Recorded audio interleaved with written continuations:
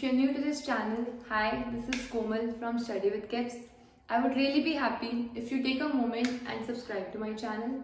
In today's class, we'll discuss the second topic of light, that is refraction. In previous classes, we learnt about reflection कि अगर कोई भी ये surface है और light इस पे strike करती है, when light bounces back off its surface, then it is known as reflection of light. Light incident हुई और bounce back कर जाए in the same medium, so that is reflection of light. And if it enters the other medium, light, let's suppose कि light आ रही है air से आपने incident की है water में, तो एक ये medium है air and the second medium is water.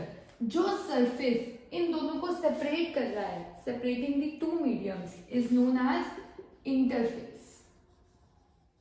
So this surface is known as air-water interface. When the light strikes air and water interface, it can either reflect, या तो वो reflect करके उसी medium में वापस आ जाएगी, और it can go into the other medium. मतलब वो किस में जा सकती है? Water में. Next medium में जाने को we call bending of light or refraction. We call that as refraction of light. मतलब अगर लाइट सेम मीडियम में वापस आई तो रिफ्लेक्शन, अगर नेक्स्ट मीडियम में गई तो रिफ्रैक्शन. अभी मैंने एक टर्म यूज किया है रिफ्रैक्शन के साथ, that is bending of light. मैं ये भी तो बोल सकती थी डायरेक्टली कि लाइट अगर सेम मीडियम में आए तो रिफ्लेक्शन, नेक्स्ट मीडियम में जाए तो रिफ्रैक्शन. मैंने एक टर्म यूज किया specifically, that is bending of light. Bending of light when it passes obliquely from one medium to another. First of all तो हमें definition clear होनी चाहिए कि what is refraction. It is the phenomena of bending of light. Bending of light मतलब अगर light ऐसे path पे आई है तो अब स्ट्रेट नहीं जाएगी. कैसे जाएगी? बेंड हो जाएगी. लाइट को मैंने क्या करवा दिया? बेंड.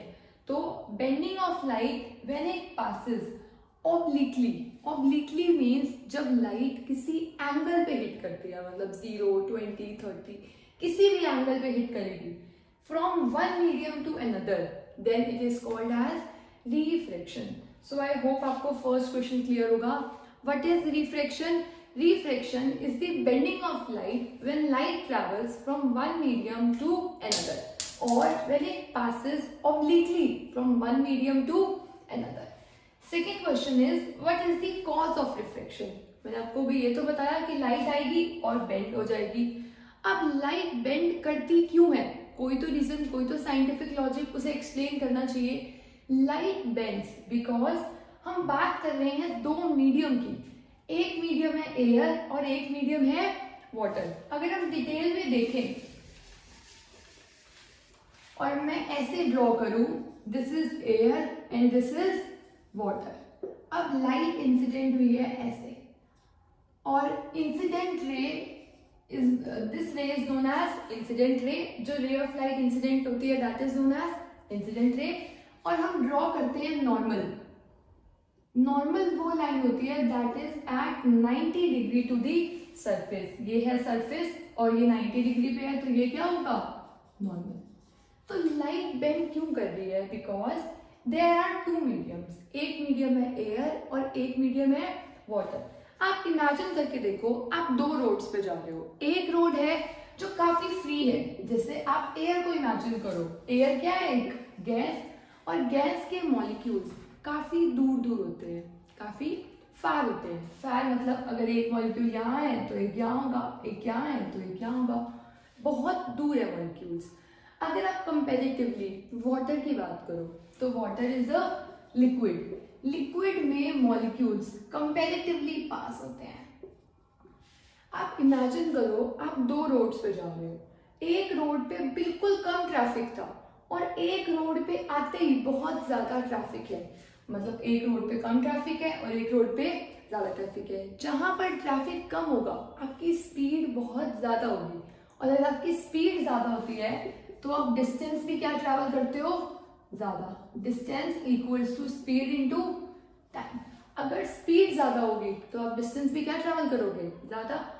और क्योंकि एयर से वाटर में जाने में उसकी स्पीड डिफरेंट हो रही है। अब स्पीड क्यों डिफरेंट हो रही है, एयर और वाटर डिफरेंट मीडियम है, डिफरेंट मीडियम में लाइट की स्पीड क्या हो जाएगी, different. That is the answer of our second question, what is the cause of reflection, why does light bends, light bend क्यों कर रही है, या रिफ्लेक्शन का कॉज क्या है। Reflection occurs, bending occurs because speed of light is different in different medium. अगर आप अपना भी एग्जाम्पल लेकर देखो, जहां ट्रैफिक कम होगा वहां स्पीड ज्यादा होगी, जहां ट्रैफिक ज्यादा होगा वहां पर स्पीड कम होगी। तो आप अगर स्पीड आपकी कम हो गई है, स्पीड कम है, तो आप उतने टाइम में सेम डिस्टेंस ट्रैवल नहीं कर सकते, आपका डिस्टेंस ट्रैवलिंग भी क्या होगी, डिफरेंट, कम होगी। सो हमारा फर्स्ट क्वेश्चन क्लियर है, what is reflection. Reflection is the bending of light when it passes obliquely from one medium to another. Second question is, what is the cause of reflection? Cause of reflection is since speed of light is different for different mediums.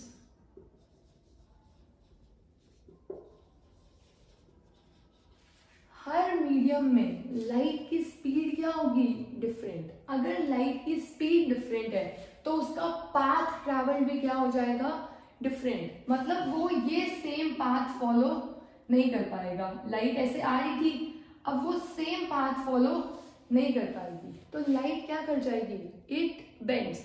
अब bend करने के भी दो option है, या तो light ऐसे bend कर सकती है या फिर लाइट ऐसे बेंड कर सकती है। देखो अब ध्यान से देखो, लाइट आई, या तो लाइट ऐसे स्ट्रेट पाथ पे जाती, अभी हमने देखा स्ट्रेट पाथ तो फॉलो नहीं कर सकती, दो मीडियम्स हैं, दोनों की स्पीड डिफरेंट होगी, लाइट की स्पीड डिफरेंट है, स्पीड डिफरेंट है, तो ये वाला तो ऑप्शन ही खत्म हो गया, मतलब ए ऑप्शन तो हमारा बिल्कुल खत्म हो गया। अब देखो या तो ऑप्शन बचता है कि बी पाथ से जाए, या ऑप्शन बचता है कि सी पाथ से जाए, वो कौन सा पाथ ले। अब आप अगर ध्यान से सोचो, एयर में पार्टिकल्स दूर है, ट्रैफिक कम है, वाटर में पार्टिकल्स पास है, ट्रैफिक ज्यादा है। एयर में पार्टिकल्स दूर है तो स्पीड क्या होगी, ज्यादा, डिस्टेंस भी क्या कवर करेगा, ज्यादा। अब इसमें स्पीड क्या हो गई, कम, तो डिस्टेंस भी क्या कवर करेगी, लाइट, कम। डिस्टेंस कैसे कवर होगा, कम। अब आप ध्यान से देखो, ये लाइट ऐसे जा रही थी, ये वाला डिस्टेंस जो हाइपोटेन्यूज होती है वो ज्यादा डिस्टेंस होता है, और ये डिस्टेंस कम डिस्टेंस है। इतने से ही पाथ के लिए ये डिस्टेंस ज्यादा है और ये डिस्टेंस कम है। तो लाइट जब एयर से वाटर में एंटर कर रही है तो वो बेंड कर रही है। देखो लाइट आई, लाइट कहाँ बेंड गई, बेंड कर गई नॉर्मल के पास, ये है normal, light bends towards the normal. अब टूवर्ड्स दी नॉर्मल बेंडिंग कब हुई है, जब लाइट ने एंटर किया है फ्रॉम एयर टू वाटर। या आप एक और जनरलाइज कर सकते हो, अगर पार्टिकल्स दूर होते हैं तो we call that medium as rare medium. Rare medium वो मीडियम होता है जहां पर पार्टिकल्स रेयर होते हैं, रेयर का मतलब बहुत दूर दूर है, रेयर। डेंसर नेक्स्ट, जहां पर पार्टिकल्स बहुत पास होंगे उस मीडियम को हम बोलते हैं डेंसर मीडियम। डेंस मीन्स वहां पर डेंसिटी ज्यादा है, पॉपुलेशन ज्यादा है, यहाँ पर डेंसिटी ज्यादा है। तो लाइट जब रेयर से डेंसर मीडियम में आती है तो it bends towards the normal. Rare से डेंसर मीडियम में आएगी तो बेंडिंग कहाँ हो जाएगी, टूवर्ड्स द नॉर्मल। एग्जाम के लिए एक इंपॉर्टेंट क्वेश्चन है, why ray of light bend towards the normal when it enters from rarer to denser। जो क्वेश्चन था, जो मैंने आपको एक्सप्लेन किया, वही ऐसा क्वेश्चन पूछ सकते हैं।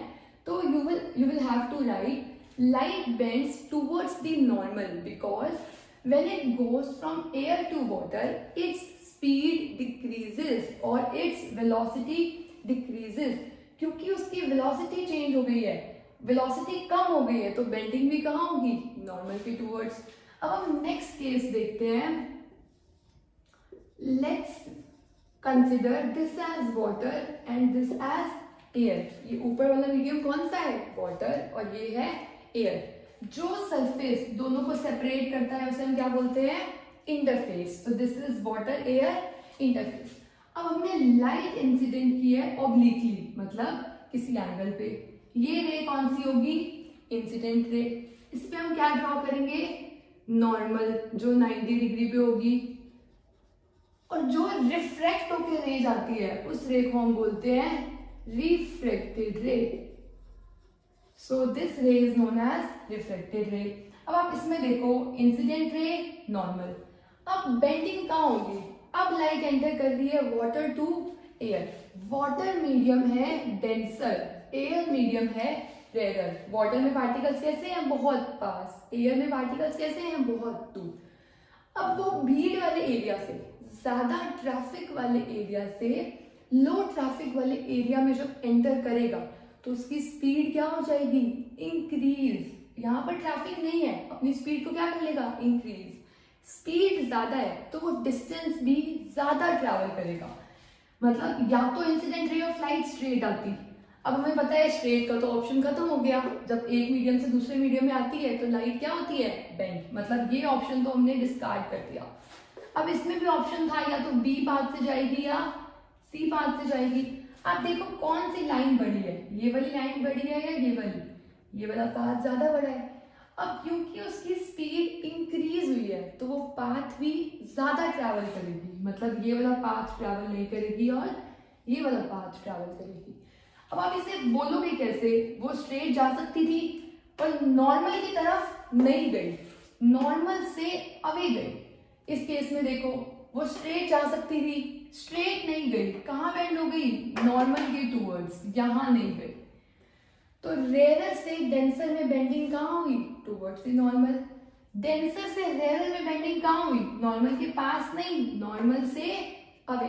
तो जब डेंसर से रेयर लाइट एंटर करेगी तो it will bend away from the normal. और आप इसका आंसर क्या लिखोगे कि bending away from the normal क्यों होती है, because its velocity increases. Rare में एंटर करते ही भीड़ बहुत कम है, ट्रैफिक बहुत कम है, तो उसकी वेलोसिटी क्या हो जाएगी, इंक्रीज। रेयर से डेंसर में एंटर करने में ट्रैफिक ज्यादा है, मतलब उसकी स्पीड क्या हो जाएगी, डिक्रीज। वेलोसिटी क्या हो जाएगी, decrease. So I hope you understood the two questions. What is refraction and the cause of refraction? Cause of refraction is light bends because speed of light is different for different medium. Her medium के लिए light की speed क्या होती है, different. So moving back to third question, that is what are laws of refraction? What are laws of refraction?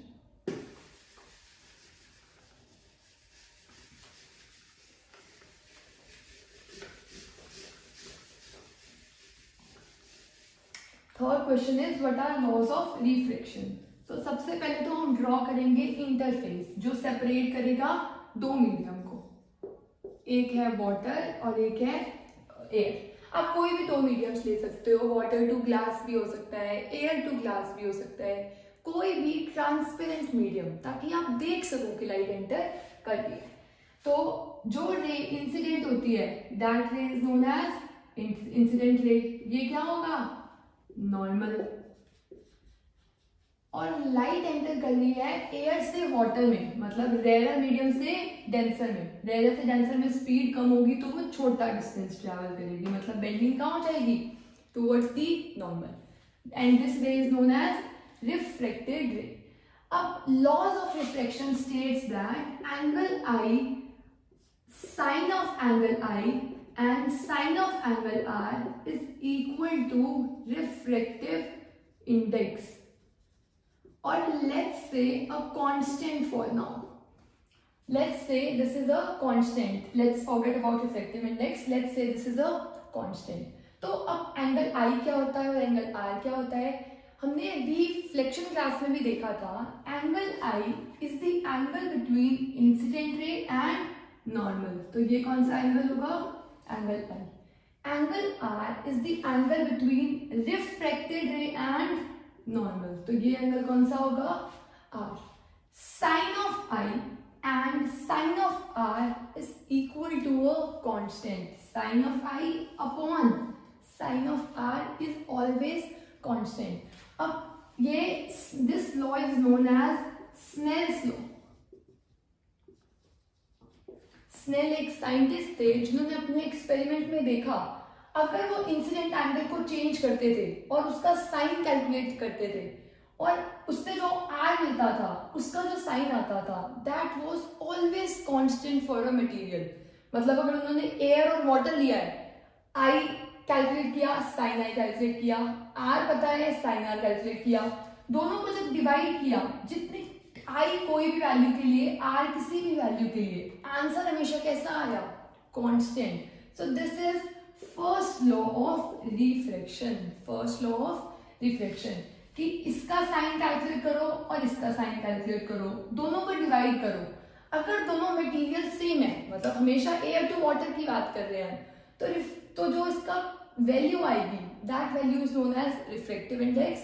Will discuss about refractive index later and that value is always constant. मतलब air water के लिए इस value का answer हमेशा कैसे आएगा? एक constant quantity. And second law is incident ray, refracted ray and normal all lie in the same plane। जो सेकेंड लॉ है ये सेम हमने डिस्कस किया था in laws of reflection as well, कि जो इंसिडेंट रे होती है उसमें रिफ्लेक्टेड रे थी, इसमें कौन सी रे है? रिफ्रैक्टेड रे। Incident ray, refracted ray and normal all lie in the same plane. Same plane का मतलब है अगर इंसिडेंट रे ऐसे इंसिडेंट हुई है, नॉर्मल ऐसे है, तो रिफ्लेक्टेड रे भी एक ही प्लेन पर होगी। ये अगर पूरा प्लेन है तो ये इंसिडेंट रे है, ये नॉर्मल है, और ये कौन सी रे है? Reflected ray. आप ऐसे नहीं सोच सकते इंसिडेंट रे ऐसे होगी, नॉर्मल ऐसे होगी और रिफ्लेक्टेड रे अलग ही प्लेन में जा रही होगी, ऐसा कभी भी नहीं होगा। तीनों का जो प्लेन होगा वो हमेशा क्या होगा? Same. So we are done with 3 questions by now. Moving to 4th question and that is why pencil appears to be bent when kept in water। आपने देखा होगा प्रैक्टिकली कि अगर आप एक ग्लास ऑफ वाटर लो और उस ग्लास ऑफ वाटर में पेंसिल रख दो, तो यू माइट हैव सीन कि आपको पेंसिल जब आप ऊपर से देख रहे होते हो तो आपको वो बेंट दिखाई देती है। बेंट कैसे शो होती है? कौन सा प्रोसेस होता है उसके पीछे? That is also refraction. अब रिफ्रैक्शन कैसे होता है? Will see that. अगर ये पेंसिल है और यहां तक हमने मान लिया कि इसमें क्या है? वाटर, और बाहर क्या है? एयर। अब लाइट, इस पेंसिल से लाइट कहां जा रही होगी? Water, from water to air. ये किसका काम कर रहा है? एक इंटरफेस का, जो वाटर और एयर को सेपरेट कर रहा है। तो लाइट जब इंसिडेंट हो रही है from water to air, water to air, water denser medium है और रेयर एयर कैसा मीडियम है? रेयर। जब लाइट मोर ट्रैफिक से लेस ट्रैफिक वाले एरिया में जाएगी तो उसकी स्पीड इंक्रीज हो जाएगी, और अगर स्पीड इंक्रीज हो रही है तो डिस्टेंस भी ज्यादा कवर होगा। मतलब अगर मैं यहाँ पर नॉर्मल ड्रॉ करूं तो वो कम डिस्टेंस चूज ना करके ज्यादा डिस्टेंस चूज करेगी। तो लाइट आई, यहाँ पर गई, यहाँ से एक और लाइट निकली तो वो भी कहाँ जाएगी? यहाँ पर।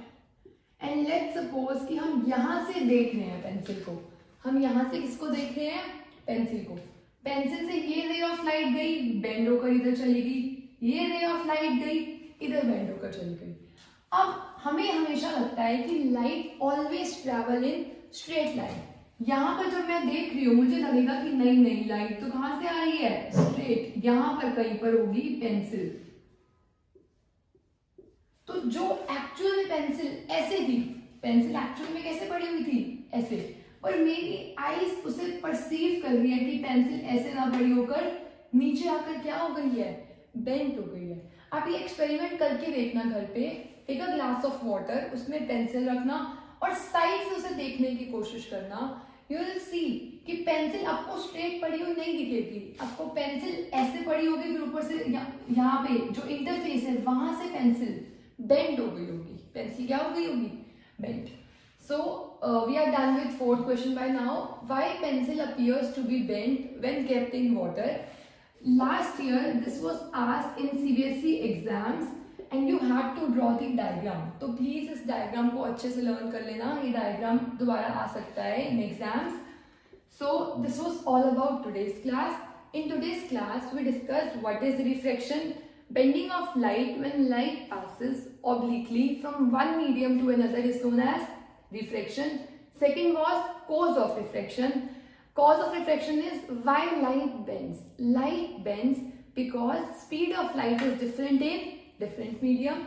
Next, अगर light rarer से denser में जाएगी, मतलब low traffic, less traffic से more traffic वाले एरिया में जा रही है, तो उसकी स्पीड कम हो जाएगी और डिस्टेंस भी कैसे कम ट्रैवल होगा, कम। तो उसकी जो बेंडिंग होगी रेयर से डेंसर में वो होगी टूवर्ड्स दी नॉर्मल, और अगर डेंसर से रेयर जाएगी तो बेंडिंग होगी away from the normal. Third question was laws of reflection. First law is sine of angle I upon sine of angle R is always a constant and that constant is known as reflective index. Incident ray, reflective ray and normal all lie in the same plane.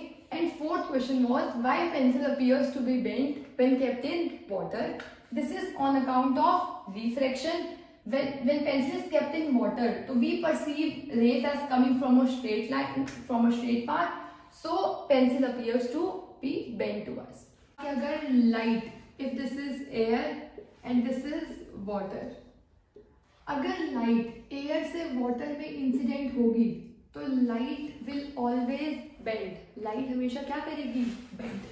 और हमने देखा था air is a rarer medium and water is a denser medium. ये तो हम respect में देख सकते हैं कि ठीक है एयर इज गैस और वाटर होता है लिक्विड, तो गैस में मॉलिक्यूल्स दूर दूर होते हैं एंड लिक्विड में मॉलिक्यूल्स कंपैरेटिवली पास होते हैं। तो लाइट इंसिडेंट हुई रेयर से डेंसर मीडियम में, मतलब पहले बहुत कम ट्रैफिक था, अब वो जिस एरिया में आई है वहां पर बहुत ज्यादा ट्रैफिक है, तो it will not follow the same path और वो अपने पाथ से बेंड कर जाएगी और छोटा वाला पाथ ट्रैवल करेगी। ये सब हम प्रीवियस क्लास में देख चुके हैं। If you want to listen to this in detail please saw the previous video. और हमने ये तो लास्ट क्लास में देख लिया कि रेयर से डेंसर मीडियम में जाएगी तो light will always bend towards the normal. Light आप ध्यान से देखो यहाँ पर आई और नॉर्मल के पास बेंड हो गई है, नॉर्मल के टूवर्ड्स बेंडिंग हुई है। पर व्हाट इफ अगर दोनों मीडियम्स लिक्विड होते, एयर और गैस में तो आप कंपैरेटिवली बहुत आसानी से बता दिया कि ठीक है एयर में पार्टिकल्स दूर होंगे और वाटर में पार्टिकल्स पास होंगे। अगर दोनों लिक्विड्स, अगर दोनों मीडियम्स लिक्विड होते तो कैसे डिस्टिंग्विश करते हम कि कौन सा मीडियम डेंसर है और कौन सा मीडियम रेयर है। तो उसके लिए हम जिस क्वांटिटी का यूज करते हैं that quantity is known as refractive index। मतलब रिफ्रैक्शन टर्म से ही आया है रिफ्रैक्टिव इंडेक्स। इंडेक्स कोई भी एक नंबर होता है जो बताता है उस क्वांटिटी को, तो रिफ्रैक्टिव इंडेक्स वो नंबर होगा जो रिफ्रैक्शन के बेंडिंग के कंटेंट को बताएगा कि कितनी अमाउंट में बेंडिंग होगी। तो अब आप ये देखो रे ऑफ लाइट यहाँ पर इंसिडेंट हुई, रे ऑफ लाइट यहाँ पर भी बेंड कर सकती है टूवर्ड्स द नॉर्मल में, यहाँ पर भी बेंड कर सकती है। दो ऑप्शंस हो सकते हैं, light I towards the normal bending करनी है ना, तो 1 में भी बेंड कर सकती है और 2 पर भी बेंड कर सकती है। पर आप ध्यान से देखो अगर एक मीडियम है, एक मीडियम ने बेंडिंग करवाई 1 पे, यहाँ इस मीडियम ने बेंडिंग कितने पे करवाई है 1 पे, और इस मीडियम ने बेंडिंग करवाई है 2 पे। मतलब एक स्ट्रेट रोड पे आप आ रहे हो, यहाँ पर आने के बाद आपको स्ट्रेट जाना था और अपने आप पाथ से थोड़ा सा डेविएट हुए, और इसमें आप स्ट्रेट आ रहे थे और अपने पाथ से थोड़ा सा ज्यादा डेविएट हुए हो। इसका मतलब हुई तो दोनों में बेंडिंग ही है, from rarer to denser medium. यहाँ पर भी लाइट कहाँ आ रही है, from rarer to denser medium. दोनों केस में लाइट रेयरर से डेंसर मीडियम में आ रही है, पर दोनों के केसेस में बेंडिंग का जो एक्सटेंट है वो डिफरेंट है, और जिसमें बेंडिंग ज्यादा होगी, ये ग्रेटर का साइन होता है, जिसमें बेंडिंग ज्यादा होगी उसका रिफ्रैक्टिव इंडेक्स भी ज्यादा होगा। क्योंकि आप ये देखो, रिफ्रैक्शन, जब लाइट एक मीडियम से दूसरे मीडियम में जा रही है तो इट बेंड्स। अब बेंडिंग का एक्सटेंट हर मीडियम में वेरी कर सकता है।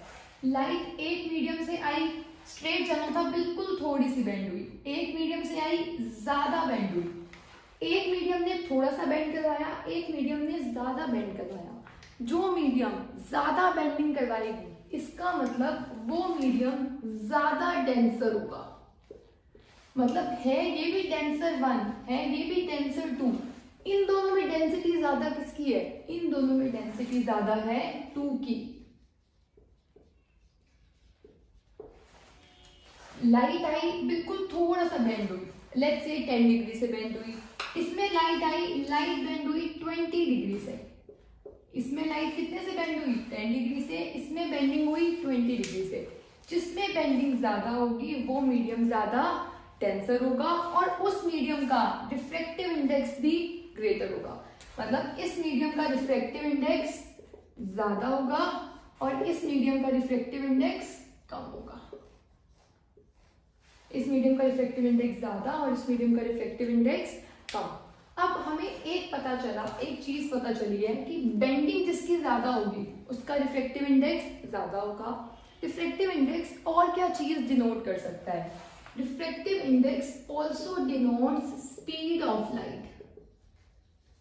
स्पीड ऑफ लाइट जब ज्यादा होगी तो रिफ्रैक्टिव इंडेक्स कम होगा। कैसे, यहां पर लाइट आई, लाइट ने स्ट्रेट जाना था, थोड़ा सा अपने पाथ से डेविएट हुई, यहां पर लाइट आई, स्ट्रेट जाना था, अपने पाथ से ज्यादा डेविएट हुई। ज्यादा डेविएट होने का मतलब है ज्यादा बेंडिंग हुई।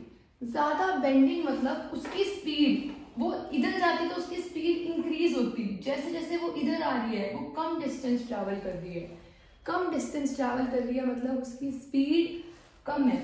2 मीडियम में स्पीड कम है और 1 मीडियम में स्पीड ज्यादा है। आप डिस्टेंस देख सकते हो, इसका ये वाली लाइन थी और उसकी ये वाली लाइन है।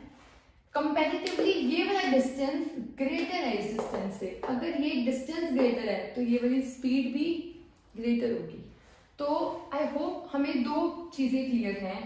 फर्स्ट चीज, अगर रिफ्रैक्टिव इंडेक्स ज्यादा हुआ तो बेंडिंग ज्यादा होगी। यहाँ पर फर्स्ट मीडियम एयर था, यहाँ पर भी फर्स्ट मीडियम क्या है, एयर। यहाँ पर फर्स्ट मीडियम कोई भी है, सेकंड, यहाँ पर जो सेकंड मीडियम है वो डेंसर मीडियम है इसके कंपैरिजन में एयर से, और यहाँ पर भी जो सेकंड मीडियम है वो इसके कंपैरिजन में डेंसर मीडियम है। दोनों इसके रिस्पेक्ट में, एयर के रिस्पेक्ट में डेंसर है, पर इन दोनों में कौन डेंसर है वो हमें पता चलेगा जिसमें बेंडिंग ज्यादा होगी। इसमें लाइट आई, स्ट्रेट जाने से सिर्फ 10 डिग्री से बेंड हुई, इसमें स्ट्रेट जाने से 20 डिग्री पे बेंड हुई, तो इसमें ज्यादा बेंडिंग हुई फर्स्ट वाले केस से।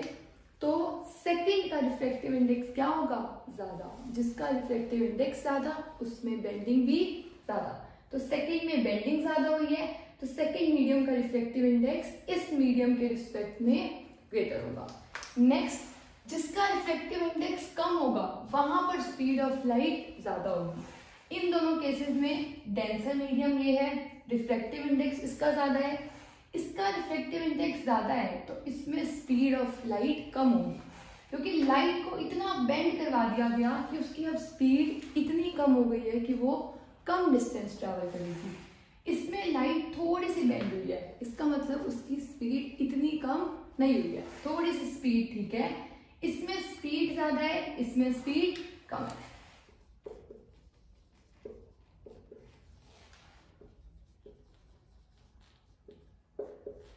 जिस मीडियम का रिफ्रैक्टिव इंडेक्स कम वहां पर लाइट की स्पीड ज्यादा, जिस मीडियम का रिफ्रैक्टिव इंडेक्स ज्यादा वहां पर लाइट की स्पीड कम। सो आई होप आपको रिफ्रैक्टिव इंडेक्स समझ आया होगा। Refractive index is the measure to show how much bending will be there. जिसका रिफ्रैक्टिव इंडेक्स ज्यादा होगा वहां बेंडिंग ज्यादा होगी। there are two types of refractive index. One is relative refractive index and the other one is absolute refractive index. Relative reflective index का मतलब होगा जब हमें एक मीडियम का रिफ्लेक्टिव इंडेक्स बताना है with respect to another medium कोई भी हो सकता है. जैसे अगर हमें वाटर का बताना हो विद रिस्पेक्ट टू ग्लास का बताना हो विद रिस्पेक्ट टू वाटर, या किसी के भी रिस्पेक्ट में हमें बताना हो, तो that would be relative reflective index. जैसे अगर आपके मार्क्स हम किसी और स्टूडेंट के रिस्पेक्ट में बताएं तो आपके मार्क्स कैसे होंगे? रिलेटिव. और अगर आपके मार्क्स मैं आपको 100 में से बताऊं तो that marks would be absolute marks scored by you.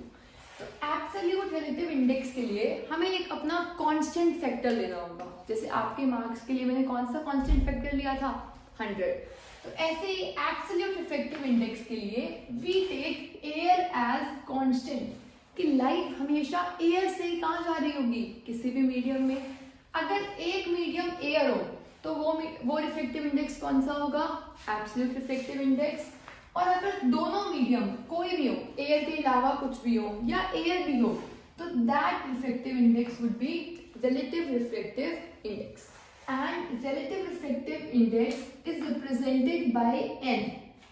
And n के साथ वी रीड इट एज, अगर हमें रिफ्लेक्टिव इंडेक्स निकालना है of second with respect to first, light आ रही है फर्स्ट से सेकेंड में, हमें रिफ्लेक्टिव इंडेक्स निकालना है सेकेंड मीडियम का विद रिस्पेक्ट टू फर्स्ट. तो इसका फॉर्मूला होता है n2 अपॉन n1. आप ध्यान से देखो, आप निकाल किसका रहे हो? 2 का. तो जिसका रिफ्लेक्टिव इंडेक्स निकाल रहे हो फर्स्ट के रिस्पेक्ट में, उसका ऊपर आएगा, अपॉन किसका आएगा? 1 का. It is equal to speed of light in 1 upon speed of light in 2. इसका मतलब है 1 का कितनी लाइट की स्पीड फर्स्ट मीडियम में कितनी है अपॉन लाइट की स्पीड सेकंड मीडियम में कितनी है. मैंने यहाँ पर उल्टा क्यों लिखा? मैं सेकंड का कैलकुलेट कर रही थी, ऊपर यहाँ पर सेकंड का लिखा था, पर यहाँ पर सेकंड की स्पीड नीचे क्यों लिखी? बिकॉज अभी हमने किया reflective index is inversely proportional to speed. जहां पर स्पीड ज्यादा होगी वहां पर रिफ्लेक्टिव इंडेक्स कम होगा. अगर रिफ्लेक्टिव इंडेक्स ऊपर आया है तो स्पीड कहाँ आएगी? नीचे, क्योंकि दोनों एक दूसरे पे कैसे डिपेंड करते हैं? इनवर्सली. अगर 1 का रिफ्लेक्टिव इंडेक्स नीचे आया है तो वेलोसिटी जो स्पीड होगी फर्स्ट की लाइट की वो कहाँ आएगी? ऊपर. तो we read this as refractive index of second with respect to first is defined as speed of light in first medium divided by speed of light in second medium. मतलब इन दोनों की स्पीड को डिवाइड कर दो तो हमारे पास क्या आ जाएगा? relative index, relative refractive index of 2 with respect to 1. यही सेम हम यहाँ पर भी यूज करेंगे. refractive index of 2 with respect to, यहाँ पर 1 कुछ भी हो सकता है, यहाँ पर 1 मीडियम कैसा है? हमेशा कांस्टेंट. 1 की वैल्यू क्या होगी? हमेशा एयर. अब आप देखो ऊपर रिफ्लेक्टिव इंडेक्स किसका आया था? n2, मतलब n एयर, n2 का अपॉन n नीचे किसका आएगा? एयर का, equals to v1 upon v2. v1 speed थी फर्स्ट मीडियम की, v1 यहाँ पर क्या आएगी? Speed of light in air upon reflective index air का है तो स्पीड ऑफ लाइट किसकी आएगी? मीडियम की. सो n2 is equal to with respect to air is equal to speed of light in air. Light air में travel करती है with the speed of c. And c is given by 3 into 10 raised to the power 8 meter per second. ये maximum attainable speed है. कोई भी object इससे ज्यादा speed से मूव नहीं कर सकता. और इस स्पीड से कौन मूव करती है? लाइट मूव करती है. कहाँ पर? एयर में. Speed of light in air is c upon v. v is speed of light in medium. तो या तो आप डायरेक्टली फॉर्मूला लर्न कर लो कि रिफ्लेक्टिव इंडेक्स का फॉर्मूला अगर एब्सोल्यूट निकालना है तो होता है c upon v. Reflective index of any medium is speed of light in air upon speed of light in that medium. और इसमें अगर आपको 2 का निकालना है फर्स्ट के रिस्पेक्ट में, तो आप यूज कर सकते हो speed of light in first upon speed of light in second. और ये फॉर्मूला भी न्यूमेरिकल्स में बहुत ज्यादा यूज होता है, इसलिए इसे हमने यहीं पर स्टडी किया था। तो n21 equals to n2 upon n1 equals to v1 upon v2। And जब एक मीडियम एयर हो तो उसको हम मेंशन ही नहीं करते हैं, इसको हम डायरेक्टली n2 भी लिख सकते हैं, n2 equals to c upon v। अब यहाँ पर भी देखो, यहाँ पर है n2 upon m air. Air का जो रिफ्रेक्टिव इंडेक्स हम मान के चलते हैं दैट इज 1, कि एयर सबसे रेयर मीडियम है, वहां पर रिफ्रेक्टिव इंडेक्स क्या होगा 1। तो यहाँ पर भी देखो n2 air equals to n2 upon 1, तो ये वैल्यू ऑलरेडी n2 के इक्वल आ गई, n2 equals to n2 equals to c upon v। अब न्यूमेरिकल्स में आपको वेलोसिटी गिवन हो सकती है कि लाइट इतनी स्पीड से ट्रैवल कर रही है मीडियम में, c आपको पता है हमेशा कांस्टेंट है, तो आप उस मीडियम का क्या कैलकुलेट कर सकते हो, refractive index. Next question is what is unit of refractive index. आपने दोनों में देखा, दोनों स्पीड की रेशो है, ऊपर स्पीड क्या आएगी मीटर पर सेकेंड में, नीचे स्पीड की रेशो क्या होगी मीटर पर सेकेंड। अगर दोनों सेम यूनिट्स हो, वो दोनों एक दूसरे को कैंसिल कर देती हैं, तो इसकी यूनिट क्या आएगी, refractive index has no unit.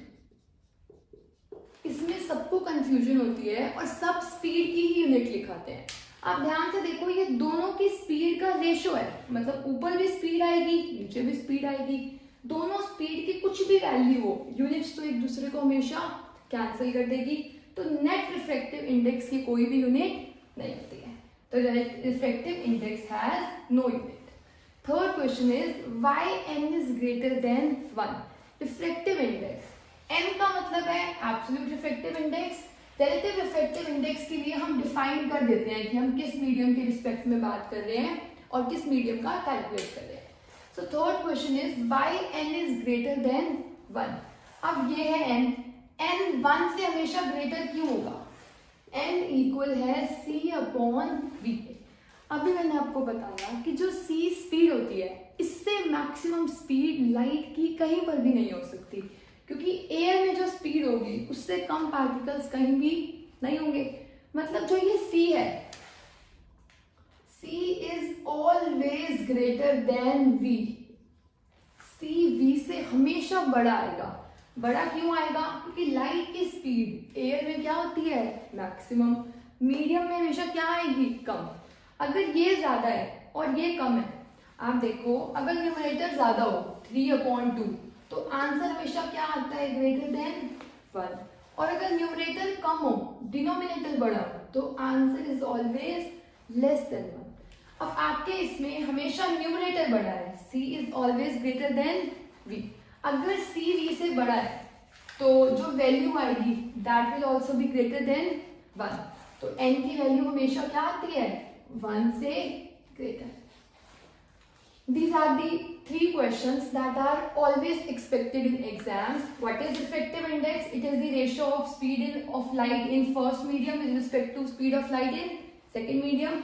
Unit of n, it has no unit. Why n is greater than 1? Since c is always greater than v, so n is always greater than 1. Fourth question is, what is the condition of no refraction?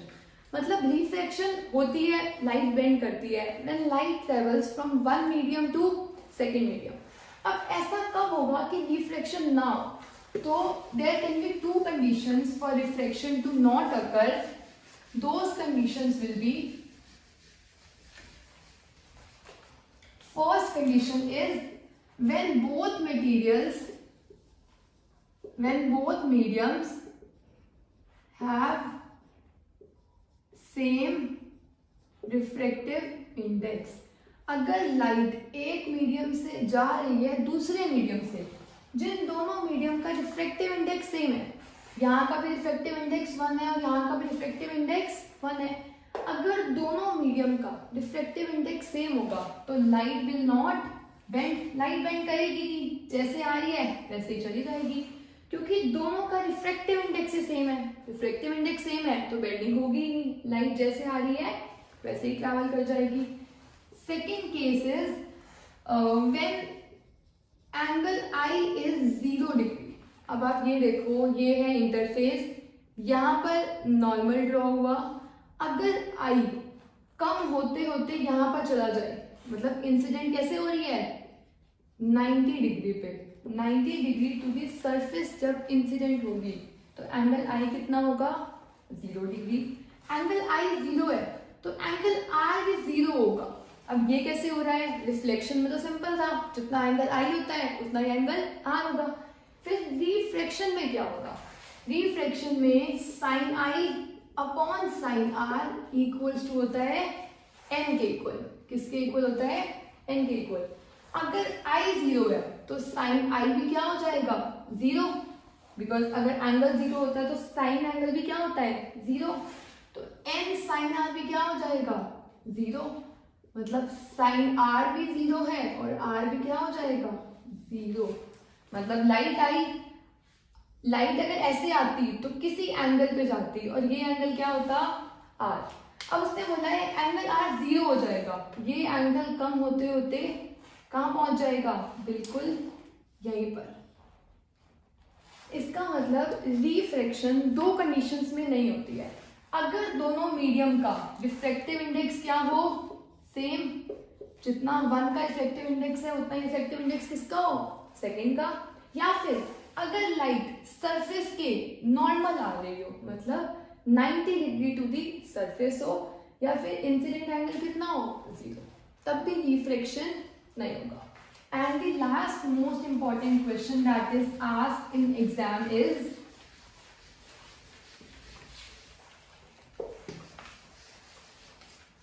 refractive index of diamond is 2.42. What does it mean?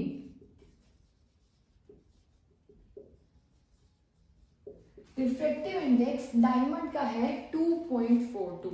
इस line का क्या meaning होगा। अब हमें पता है अगर हम रिफ्रैक्टिव इंडेक्स एक मटेरियल की बात कर रहे हैं तो ये रिफ्रैक्टिव इंडेक्स कौन सा है एब्सोल्यूट। अगर मैं डायमंड का विद रिस्पेक्ट टू वाटर बताती तो कौन सा होता रिलेटिव। अब मैंने सिंपल बोल दिया कि डायमंड का रिफ्रैक्टिव इंडेक्स है, मतलब मैं उसकी एब्सोल्यूट वैल्यू की बात कर रही हूँ।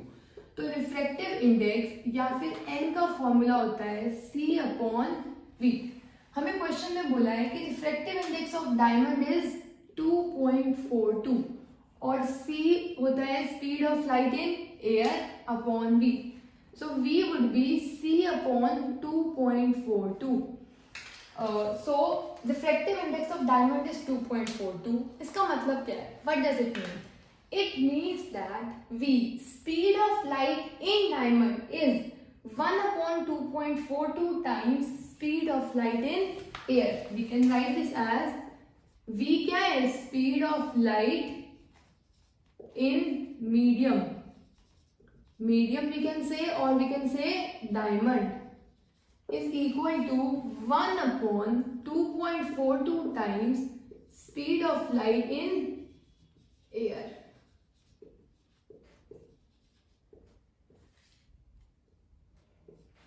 आप इस क्वेश्चन को अपने हर एग्जाम में देखोगे, प्री बोर्ड्स, बोर्ड्स, हर स्कूल के एग्जाम्स में ये क्वेश्चन इतना इंपॉर्टेंट है और एज इट इज आता है। Refractive index of diamond is 2.42. What does it mean? तो आपने फॉर्मूला अप्लाई किया n equals to c upon v, n is 2.42, c upon v, v equals to c upon 2.42। इसका मतलब v, speed of light in diamond is equal to 1 upon 2.42 times speed of light in air. मतलब air में जो light की speed होगी उसको divide कर दूं अगर मैं 2.42 से, तो वो स्पीड इसमें आएगी लाइट की डायमंड में। इस लाइन का बस यही मीनिंग है कि डायमंड में जो स्पीड होती है वो एयर की स्पीड से कम हो जाती है। कितने टाइम्स कम हो जाती है? 2.42 टाइम्स डिक्रीज हो जाएगी। So in today's class we discuss about refractive index, जिसमें हमने रिलेटिव भी किया और एब्सोल्यूट भी किया। रिलेटिव मतलब दो मटेरियल का एक दूसरे के रिस्पेक्ट में, एयर का ग्लास के रिस्पेक्ट में, ग्लास का एयर के रिस्पेक्ट में, और एब्सोल्यूट में हमने किया relative index of any material with respect to air. Next was what is unit of reflective index. ये एक सिंपली रेशो होती है. It is simply ratio of speed of lights, so it has no unit. Third question was why n is always greater than 1. Since c is always greater than v, तो n is always greater than 1. Condition of no reflection. No reflection occurs अगर light कितने degree पे enter करती है, 90 degree पे incident करती है, या फिर अगर दोनों मीडियम्स का रिफ्लेक्टिव इंडेक्स सेम होगा तो भी रिफ्लेक्शन नहीं होगी. Next question was reflective index of diamond is 2.42. What does it mean? It means that speed of light in diamond is 1 upon 2.42 times speed of light in air. Now last question for today is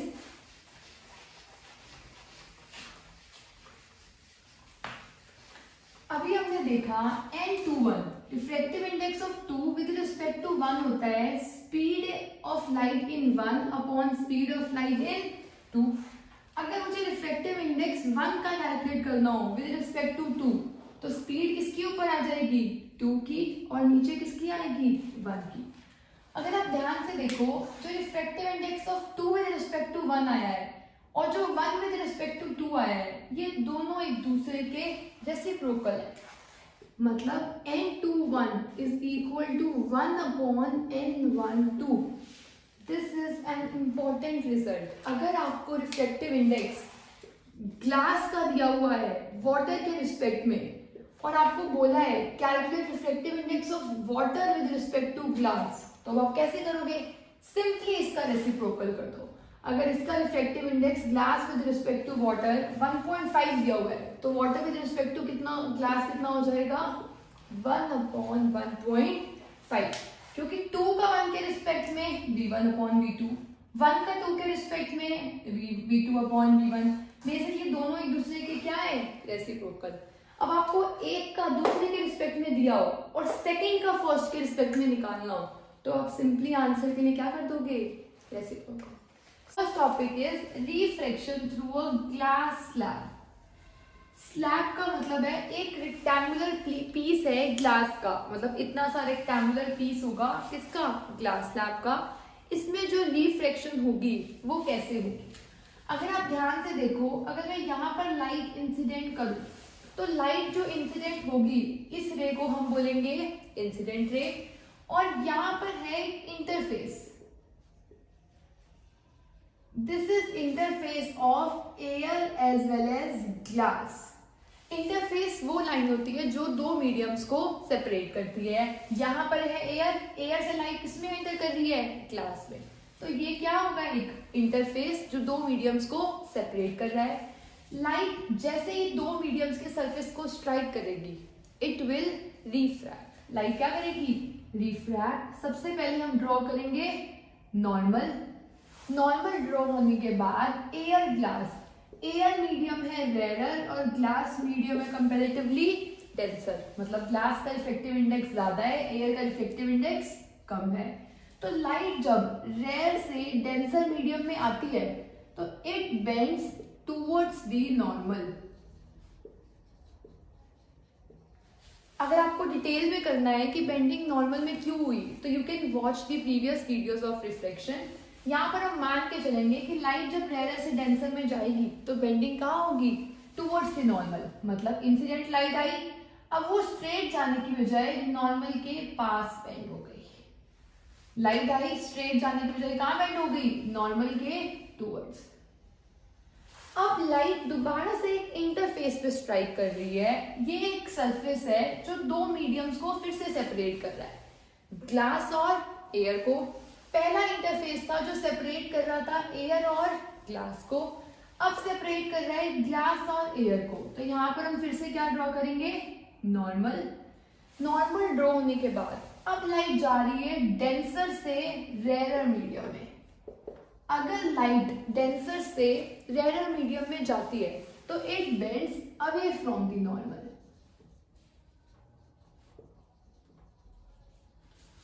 तो light आई, अब straight जाने की बजाय normal से कहां bend हो जाएगी, अवे. तो रे, जिस रे को हमने इंसिडेंट किया था, दैट रे is known as incident ray. जो रे बीच में रिफ्रैक्ट हुई, इस रे को हम बोलते हैं रिफ्रैक्टेड रे, क्योंकि इसमें रिफ्रैक्शन हुआ तो इसमें भी रिफ्रैक्शन ही है, but we have a different name for this, and this ray is known as emergent ray. This is very important question for exam as well. You have to draw a reflection through a glass slab, जहाँ पर light पहले incident हुई, normal की towards bend हुई, फिर light incident हुई, normal से away bend हुई.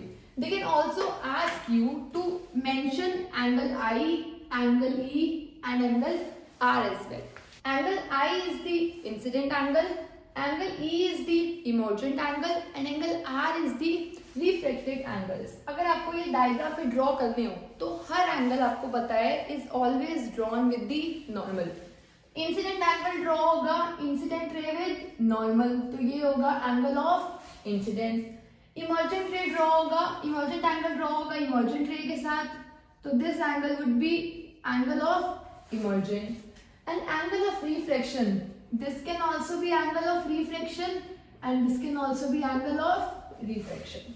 सो आप डायग्राम में कोई भी नेमिंग कर सकते हो. This is angle i, this is angle e and these both are angle r. So we are done with first topic, that is refraction through a glass slab. जब भी लाइट ग्लास स्लैब में से पास होगी तो दो बार refraction होगी. एक बार जब एयर से ग्लास में एंटर कर रही है और सेकेंड टाइम जब ग्लास से एयर में एंटर कर रही है. और अगर आप एक यूनिक चीज देखो, लाइट आई, ग्लास ने उसे बेंड कर दिया टुवर्ड्स द नॉर्मल, फिर ग्लास से जब एयर में जा रहा है तो बेंड कर दिया अवे फ्रॉम द नॉर्मल. इसमें आप एक डेली लाइफ से एग्जांपल रिलेट कर सकते हो. अगर आप किसी आइडिया के साथ मेरे पास आए और मैंने आपको उसकी पॉजिटिव बातें बता दी, आप उसकी पॉजिटिव साइड बेंड हो गए. फिर आप अपने पेरेंट्स के पास गए, उन्होंने उसकी नेगेटिव साइड बता दी, आप नेगेटिव साइड बेंड हो गए. बेसिकली आपके पास पॉजिटिव भी था और नेगेटिव भी था, दोनों ने एक दूसरे के इफेक्ट को क्या कर दिया, नलीफाई. अभी भी आप जिस कंफ्यूजन से आए थे उसी कंफ्यूजन के साथ वापस जा रहे हो. आपको कंफ्यूजन थी कि मैं ये करूं या ना करूं, मैंने आपको पॉजिटिव बात बताई, पेरेंट्स ने नेगेटिव बात बताई, तो दोनों के बाद भी आप अभी भी कंफ्यूज्ड हो. इसका मतलब जो ये इंसिडेंट रे आई थी, अगर मैं इसको एक्सपैंड करूं ज्योमेट्रिकली तो देखा गया इंसिडेंट रे को जो अगर हम प्रोड्यूस करते हैं और जो इमर्जेंट रे अगर हम एक्सटेंड करें तो इन रेज का जो डिस्टेंस होता है, जो ये डिस्टेंस होगा, ये हमेशा टाइम के साथ कांस्टेंट रहता है. मतलब incident ray is always parallel to the emergent ray, और जो ये एंगल आई होगा ये एंगल ई के इक्वल होता है. यही जो मैंने आपको जिस एग्जाम्पल के साथ बताया था, आप एक कंफ्यूजन के साथ आए, पॉजिटिव बातें पता चली, नेगेटिव, आप जैसे आए थे वैसे ही चले गए. मतलब जितना एंगल आपका पहले बन रहा था अभी भी एंगल नॉर्मल के साथ उतना ही बन रहा है. और ये डिस्टेंस हमेशा कैसे रहेगा, पैरेलल. दोनों का डिस्टेंस हमेशा कैसे रहेगा, constant. And this constant distance is given a term that is known as lateral displacement. We call this constant distance as lateral displacement or lateral shift. मतलब the distance, the constant distance between the incident ray as well as the emergent ray is known as lateral displacement as well as or lateral shift. So we are done with first topic as well as second topic. Third topic of today's class is what are the factors on which lateral displacement depends. मतलब ये कभी ज्यादा हो सकती है, कभी ये कम हो सकती है, तो ये किन फैक्टर्स पे डिपेंड करेगा कि लेटरल डिस्प्लेसमेंट क्या होगा. सो factors would be, first factor would be angle I. Incident angle को अगर मैं चेंज करती रहूं तो जो ये डिस्टेंस भी होगा ये भी क्या होता रहेगा, चेंज होता रहेगा, वैरी होगा, इंक्रीज हो सकता है या फिर डिक्रीज होगा.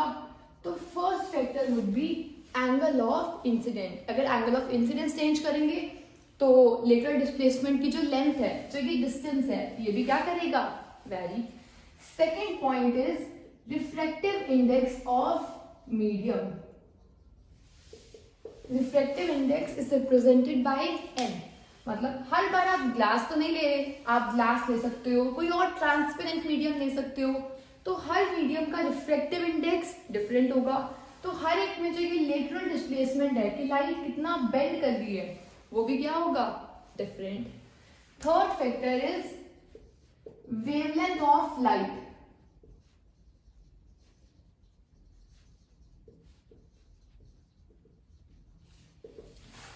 वेवलेंथ ऑफ लाइट का मतलब होगा आप लाइट कोई भी इंसिडेंट कर सकते हो, green light, pink, blue, yellow, किसी भी कलर की लाइट के लिए जो लेटरल डिस्प्लेसमेंट होगी वो सेम नहीं आएगी। हर एक के लिए, हर कलर के लिए बेंडिंग डिफरेंट होती है, तो वेवलेंथ पे भी डिपेंड करेगी lateral displacement. And the fourth and the last factor is thickness of glass slab.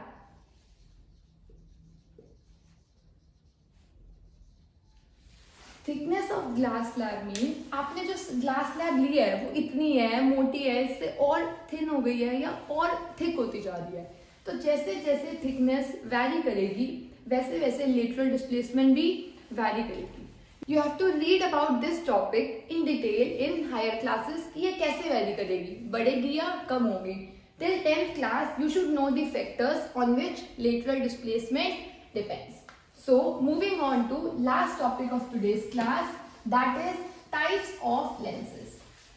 What are lenses? Lenses क्या purpose solve करते हैं? जैसे first in the beginning of this chapter we discussed about mirrors. Mirrors क्या purpose solve करते थे? Mirrors used to reflect the light. मतलब हम mirror के सामने खड़े होंगे, हमारी क्या फॉर्म होगी, इमेज, तो they reflect the light. अब हम रिफ्रैक्शन कर रहे हैं। रिफ्रैक्शन के लिए वी कांट यूज मिरर्स, क्योंकि मिरर्स में लाइट नेक्स्ट मीडियम में नहीं जाती, तो रिफ्लेक्शन तो होगा ही नहीं। We have to use a transparent medium जिसमें लाइट एक मीडियम से दूसरे मीडियम में जा पाए। So we use lenses for that. We use lenses for refraction of light, और lenses are devices that perform refraction of light. Refraction of light मतलब अगर आप स्पेक्स भी वियर करते हो तो लाइट स्पेक्स से आपकी आईज में फॉल करती है। मतलब लाइट ग्लास में एंटर कर रही है और उसके बाद आपकी आईज पे फॉल कर रही है, एक मीडियम से पास होने के बाद लाइट आ रही है। इसका मतलब हम क्या पढ़ रहे हैं, refraction. There are two types of lenses. First lens is convex lens, and the second type of lens is concave lens. Convex lens is a type of lens that is also known as converging lens, and concave lens is known as diverging lens. अब converging और diverging का मतलब क्या होता है? Converge करने का मतलब होता है दो रोड्स आई और एक पॉइंट पे कन्वर्ज हो गई, और डाइवर्ज करने का मतलब होता है एक रोड दो रोड्स में निकल रही है। तो यहां से ये दो रोड्स में डाइवर्ज हुई है और यहां पर दो रोड्स एक में कन्वर्ज हुई है। कन्वर्ज का मतलब होता है जब हम सारी रेस को एक पॉइंट पे फोकस कर देते हैं, तो वो काम कौन करता है, कन्वेक्स लेंस। और डाइवर्ज करने का मतलब है एक सोर्स से लाइट स्कैटर हो गई, पूरे पे स्प्रेड हो गई, तो उसे हम बोलेंगे कि लाइट क्या हुई है, डाइवर्ज। और अगर एक पॉइंट पे फोकस होती है तो that is known as converging of light. So there are two types of lenses, one is convex lens and the other one is concave lens. Convex lens को हम ड्रॉ करते हैं जिसके दो रिफ्लेक्टिंग सर्फेसिस होते हैं, this is convex lens. And concave lenses जिसमें हम ऐसे लगेगा कि हम केव में जा रहे हैं, तो ऐसे होगा सरफेस केव का। This lens is concave lens and this lens is known as convex lens. So convex lens converges the light, converge करता है, and concave lens diverges the light. आप सबने एक एक्सपेरिमेंट ट्राई किया होगा जिसमें आप पेपर को बर्न करते हो यूजिंग अ लेंस, और आप उसे सन की तरफ फेस करके पेपर को बर्न करते हो। कैसे, जैसे आपने ये एक पेपर लिया और यहाँ पर है एक लेंस जिसे आपने अपने हैंड में होल्ड किया हुआ है, लेंस को होल्ड करके, यहाँ पर है सन, आप लेंस की पोजीशन को चेंज करते रहते हो जहां पे आपको सन का ब्राइट स्पॉट मिले पेपर पर। मतलब आपने क्या किया, लेंस लिया, लेंस की पोजीशन को एडजस्ट किया, यहाँ पर किया, यहाँ पर किया, और जहां पर आपको सन की रेज मिल रही है, मतलब सन की एक ब्राइट स्पॉट फॉर्म हो रहा है पेपर पर, वहां पर आप रुक कर देखते हो और इसे होल्ड करके खड़े हो जाते हो। बेसिकली आप इस एक्सपेरिमेंट में कर क्या रहे हो, सन की रेस को, सारी रेस को एक पॉइंट पे कन्वर्ज करने की कोशिश कर रहे हो। जहां पर सारी रेस कन्वर्ज होती हैं, that point is known as focus. मतलब ये कौन सा पॉइंट होगा, सन माइक्रोस्कोप से इसके बीच का डिस्टेंस, ये कौन सा डिस्टेंस होगा, फोकल लेंथ। अगर ये पॉइंट फोकस है तो फोकस से लेंस तक का डिस्टेंस क्या होगा, फोकल लेंथ। तो आपने बेसिकली किया क्या, सन ऑब्जेक्ट की इमेज को फॉर्म किया एक पेपर पर, और सन के पास ट्रिमेंडस अमाउंट ऑफ एनर्जी होती है। अगर उसकी थोड़ी सी एनर्जी भी यहाँ पर फॉल करेगी तो this paper starts to burn, आपको एक येलो स्पॉट दिखेगा, और अगर आप होल्ड करके रखो उसी पॉइंट पे तो पेपर ब्लैक होते होते जलना स्टार्ट हो जाता है। आप ये एक्सपेरिमेंट अभी भी ट्राई कर सकते हो यूजिंग अ लेंस, जिसमें आपको लेंस को होल्ड करना है, और लेंस को होल्ड करने के बाद एक पोजीशन ढूंढनी है जहां पर सारी रेज कन्वर्ज हो जाए, और उस डिस्टेंस को हम क्या बोलेंगे, focal length. In today's class we'll also discuss rules to draw ray diagram for lenses. Till now we have discussed that this is convex lens and this is concave lens. आप किसी lens को touch करके कैसे बता पाओगे कि कौन सा लेंस कन्वेक्स है और कौन सा लेंस कनकेव है। आप ध्यान से देखो, जो मिडिल पार्ट में जो लेंस थिक है वो कौन सा लेंस है, कन्वेक्स लेंस, और जो लेंस मिड पार्ट से थिन है, मतलब पतला है मिडिल पार्ट से, वो कौन सा लेंस होगा, कनकेव लेंस। तो कन्वेक्स लेंस सेंटर से, अगर आप किसी लेंस को टच कर रहे हो और वो बीच से मोटा है तो वो लेंस होगा कन्वेक्स, और अगर वो बीच से पतला है तो वो कौन सा लेंस होगा, concave. So let's start with rules to draw ray diagram for lenses. अगर आपने रिफ्लेक्शन वाली वीडियो पहले देखी है तो this topic will be very easy for you, और अगर आपने नहीं देखी है तो प्लीज वॉच दैट फर्स्ट, ताकि आपको ये टॉपिक बहुत इजी लगे और रेलिवेंट लगे। सो let's start with first rule. First rule same है जैसे हमने रिफ्लेक्शन में किया था। अगर कोई रे पैरेलल है प्रिंसिपल एक्सिस के तो it will pass through the focus. अब कोई रे आ रही है एंड ये प्रिंसिपल एक्सिस के क्या है, parallel, this is principal axis, और अगर कोई रे प्रिंसिपल एक्सिस के पैरेलल है तो it will pass through the focus. यहाँ पर क्या होगा, फोकस। तो रे आई और ये कहां से पास करेगी, फोकस में से। अब यहाँ पर कोई रे आई, कनकेव लेंस रेस को कन्वर्ज नहीं करते, डाइवर्ज करते हैं। मतलब कन्वर्ज करते तो एक पॉइंट पे कन्वर्ज करते, अब ये डाइवर्ज कर देंगे। रे पैरेलल आई और कहां से पास करेगी, ऐसा लगेगा कि ये कहां से पास कर रही है, फोकस से। मतलब रे आई और पास कर रही है फोकस से, रे आई और इसने रेस को डाइवर्ज करना है तो ऐसा लगेगा कि रे कहां से गई है, फोकस से। सो आई होप आपको फर्स्ट रूल क्लियर होगा। सेकेंड रूल इज, अगर कोई रे फोकस से पास कर रही है then it will go parallel to the principal axis after refraction. रे कहां से पास कर रही थी, फोकस से, आफ्टर रिफ्रैक्शन क्या हो जाएगी, पैरेलल। अब इसमें अगर हम देखें, एक रे पास कर रही है फोकस से। अब लाइट रे फोकस में एक्चुअली नहीं जा सकती है, तो ऐसा लगेगा कि लाइट रे कहां से आ रही है, फोकस से। तो ये आफ्टर रिफ्लेक्शन क्या हो जाएगी, पैरेलल। लाइट रे आई और पैरेलल हो गई, लाइट रे फोकस से आई और पैरेलल हो गई।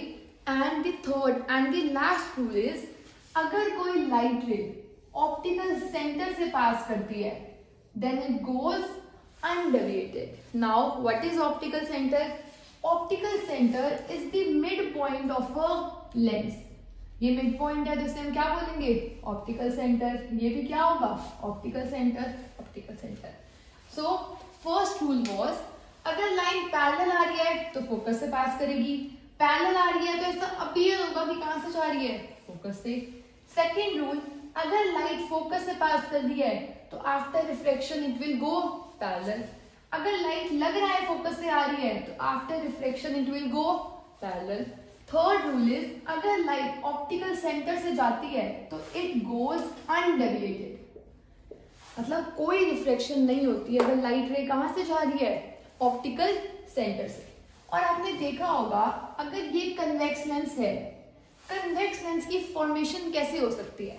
कन्वेक्स लेंस के लिए भी कोई स्फेयर रहा होगा जिससे हमने कट किया है, इस सरफेस का भी कोई स्फेयर रहा होगा जिससे हमने इस लेंस को कट किया है, और उस लेंस का सर्कल होगा, centre of circle, centre of sphere.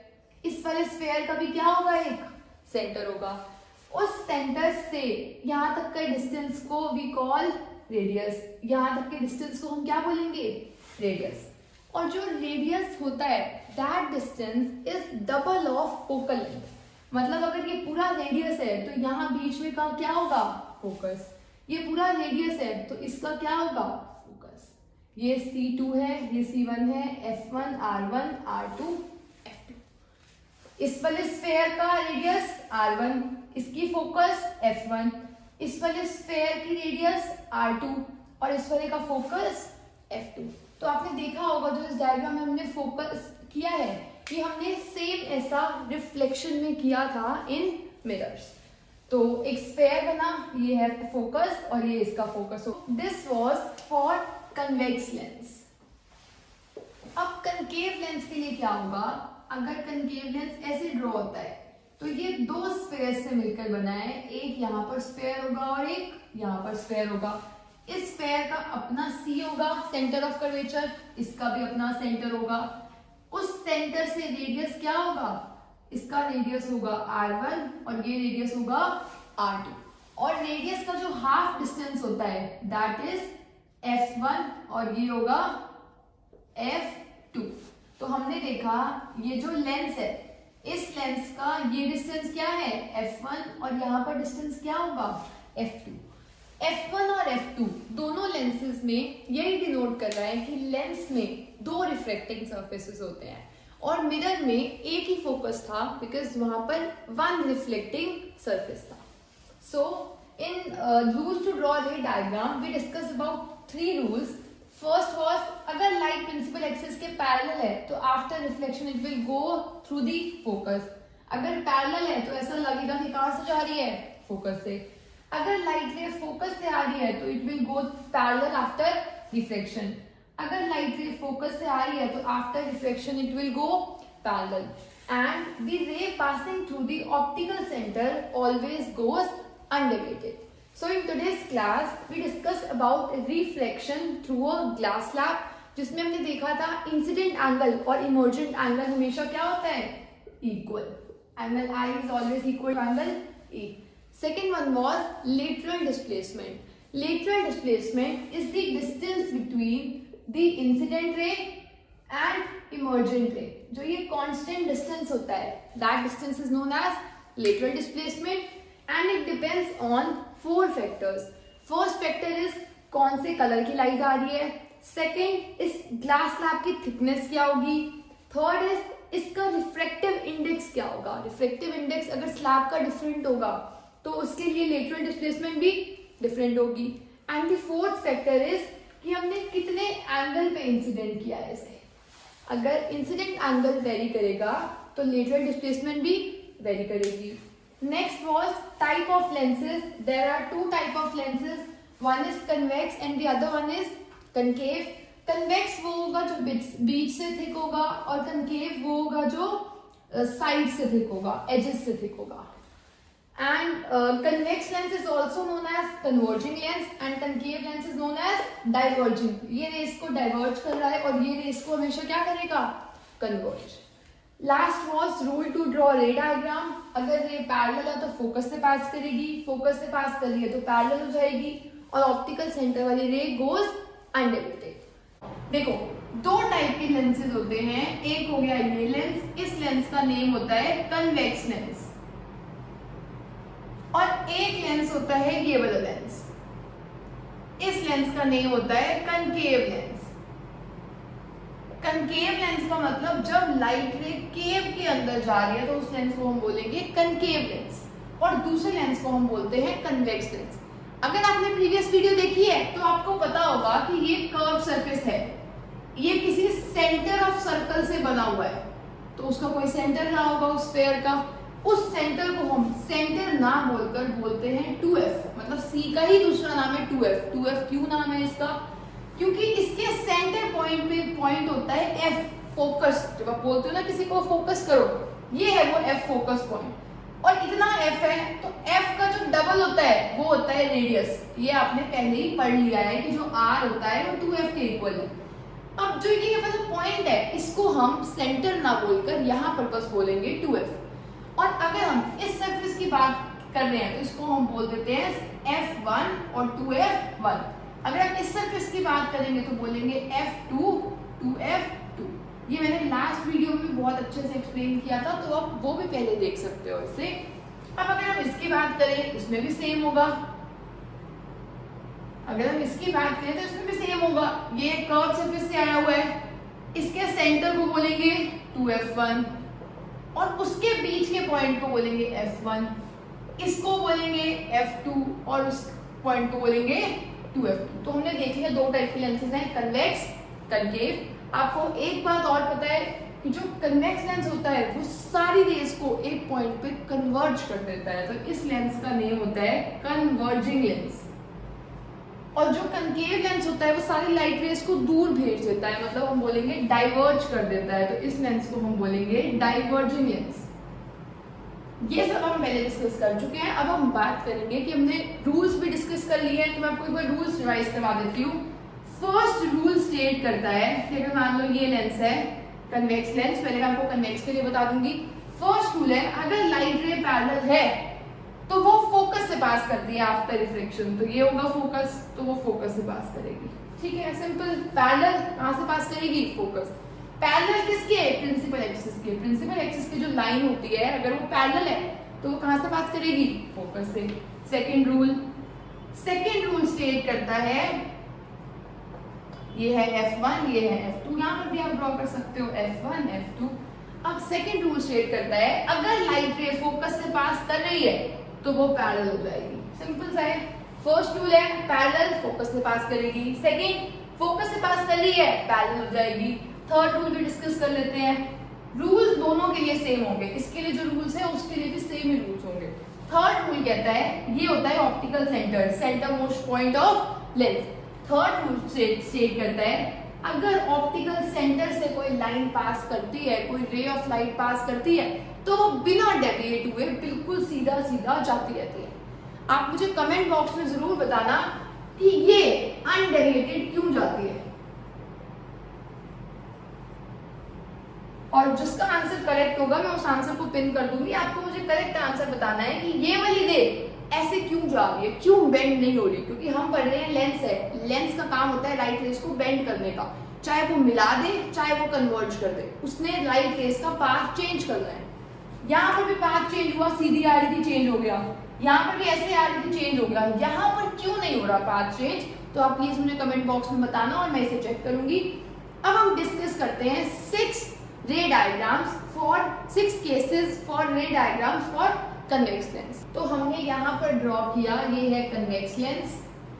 सबसे पहले आपको ड्रॉ करनी होती है प्रिंसिपल एक्सिस।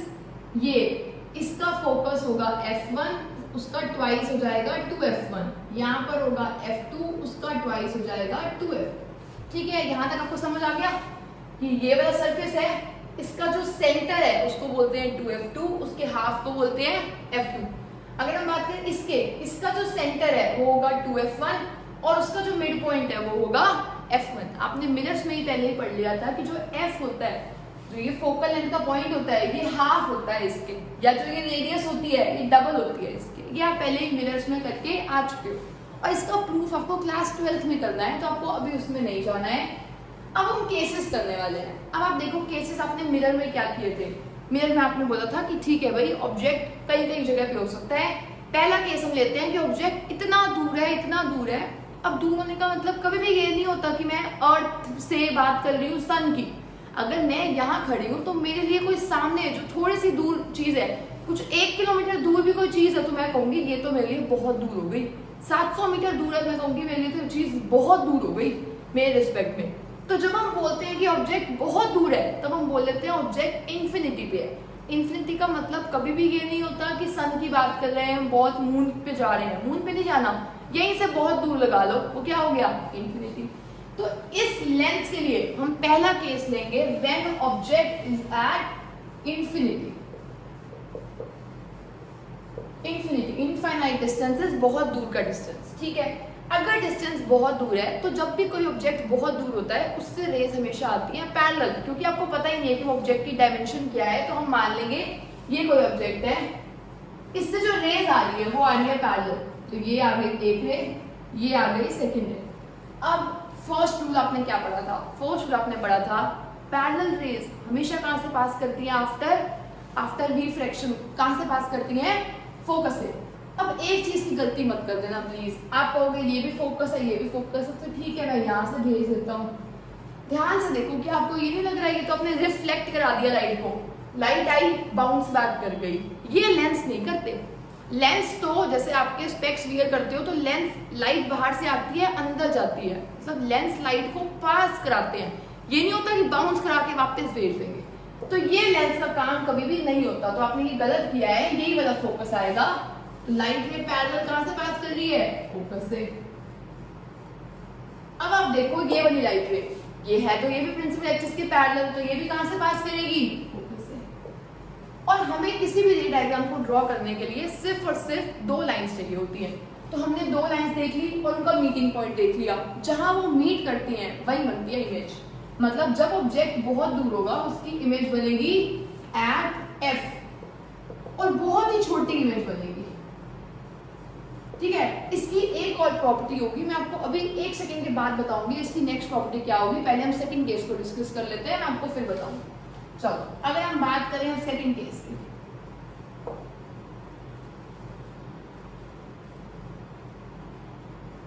देखो सबसे पहले ड्रॉ करेंगे F1 2F1 F2 2F। इसके बिना आप आगे नहीं बढ़ो, ठीक है। पहले केस में ऑब्जेक्ट का था बहुत दूर, इनफाइनाइट। अब इनफाइनाइट से चलो हमने कहा थोड़ा सा पास ले आते हैं, थोड़ा सा पास ले आए। अगर पहले इनफाइनाइट 700 मीटर था तो चलो ठीक है 400 मीटर पे ले आए कि दिख रहा है मुझे, ये रहा। तो बस अब हमने रख लिया है 2F से बहुत दूर नहीं रखा है इनफाइनाइट, जस्ट थोड़ी सी दूर रखा है, जस्ट थोड़ी सी दूर दिख रहा है हमें वो पॉइंट, ठीक है। इसे हम बोलते हैं कि ऑब्जेक्ट जो है वो है बियॉन्ड 2F, ठीक है। रूल्स लगाते हैं, सिंपल चलेंगे, रूल्स के साथ चलेंगे बिल्कुल। देखो पैरेलल रे, फर्स्ट रूल पैरेलल रे हमेशा कहां से पास करती है? फोकस से। तो यहां तक आई लाइट रे कहां से पास कर जाएगी? फोकस से। तो आपको फर्स्ट रूल क्लियर है? क्लियर है। अब आप सेकंड देखो, सेकंड रूल लगा लो। सेकंड रूल में देखा कि अगर लाइट रे फोकस से पास करती है तो कहां क्या हो जाती है? लाइट रे अगर फोकस से पास नहीं तो क्या हो जाएगी? पैरेलल। तो यहां तक आई, इसके बाद हो गई पैरेलल, ठीक है। अब आप देखो ये गई इधर, ये गई इधर, दोनों का मीटिंग पॉइंट क्या है? ये। हमने इमेज जो बनाई है वो बनाई है इस टिप हेड की, तो यहां पर भी क्या बनेगा? हेड। और ये बंदा हो गया उल्टा। बंदा कैसा हो गया? उल्टा। अब आप देखो ये था बियॉन्ड 2F पे जब हमने रखा था ऑब्जेक्ट को, तो इसकी जो इमेज बनी है वो बनी है बिटवीन F2 एंड 2F2। इसकी और प्रॉपर्टीज बताओ, इसकी और प्रॉपर्टीज क्या होंगी? कि आपको दिख रहा है ऑब्जेक्ट इतना था और इमेज तो कुछ छोटी सी बनी है। छोटी सी के लिए वर्ड हम यूज करते हैं डिमिनिश्ड। इमेज कैसी बनी है? डिमिनिश्ड, ठीक है। नेक्स्ट अब ये देखो बंदा खड़ा ऐसे था, बना ऐसे है, उल्टा बना है। उल्टे के लिए साइंस में वर्ड आता है इनवर्टेड, और इनवर्टेड के साथ आपने एक वर्ड हमेशा पढ़ा है वो होता है रियल। अगर आप चैप्टर की ये पार्ट की वीडियो देख रहे हो तो आपको इतना तो पता होगा कि रियल का मतलब क्या होता है। मैं दोबारा रिकॉल करा देती हूँ। रियल, एक तो इन्वर्टेड इमेज हमेशा रियल होती है। रियल का मतलब होता है जब लाइट रेज एक्चुअल मीट करती है, एक्चुअल मीट करती है लाइट रेज, तो इसे हम क्या बोलेंगे? इमेज कैसी बनी है? रियल। अब यहाँ पर भी देखो ये आई एक्चुअल मीट कर रही है, एक्चुअल मीट कर रही है तो क्या बोलेंगे? इन्वर्टेड। इसी पॉइंट की बात कर रही थी मैं। और इन्वर्टेड के साथ एक वर्ड तो हमेशा चलेगा ही चलेगा, और वो वर्ड होता है real. Real inverted point size image कहाँ बन रही है एट एफ, इमेज बन रही है between F2 and 2F2, diminished inverted real. ठीक है, यहाँ तक क्लियर है दो केसेस। थर्ड केस में जाते हैं अब। पहले वही ड्रॉ करेंगे F1 2F1 F2 2F2। अगर आपको यहाँ तक क्लियर है तो ऑब्जेक्ट देखो पहले था बहुत दूर इनफाइनाइट, फिर हम ले आए 2F से जस्ट पहले, अब हम रख लेते हैं 2F पे, तो रख दिया 2F पे। अब देखो रूल लगाओ, फर्स्ट रूल, अगर लाइट रे पैरेलल है तो कहां से पास करेगी, फोकस से। अगर लाइट रे पैरेलल तो कहां से पास करती है, फोकस से। सेकेंड रूल लगाओ, अगर लाइट रे फोकस से पास कर रही है तो आफ्टर रिफ्लेक्शन क्या हो जाएगी, पैरेलल। तो आफ्टर रिफ्लेक्शन हो जाएगी ये पैरेलल। अब आप देखो ये ऐसे गई इधर, ये ऐसे गई इधर, दोनों लाइट रेज मीट कर रही है इस पॉइंट पे। यहां पर टिप थी तो यहां पर भी क्या आएगी, टिप, और ये बंदा जो था वो बन गया उल्टा। ठीक है, अब आप देखो इतना साइज का बंदा था, इतनी ही इमेज बनी है, इसका मतलब साइज भी क्या है, सेम। तो लिख दो, प्रॉपर्टीज क्या लिखोगे, सेम साइज। और देखो हेड यहाँ पर था, हेड नीचे आ गया, मतलब बंदा उल्टा हो गया, ऐसे खड़ा हुआ था, ऐसे इमेज बन गई, बंदा क्या हो गया, इन्वर्टेड। इन्वर्टेड के साथ वर्ड याद रखना है, रियल आता है। कोई आपसे पूछे रियल क्यों आया है, क्योंकि बोलो उसे भाई लाइट रेज मीट कर रही है, हमने नहीं जबरदस्ती मीट कराया, खुद मीट कर रही है लाइट रेज, इसलिए इमेज कैसी है, रियल इन्वर्टेड सेम साइज। और इमेज कहाँ बनी है, एट 2F2। ठीक है, at the end of the video आपको लर्न भी हो जाएगा कि इमेज बनती कहाँ। अब देखते हैं नेक्स्ट केस, पहले F1 फिर 2F1 F2 और 2F2। नेक्स्ट केस करते हैं।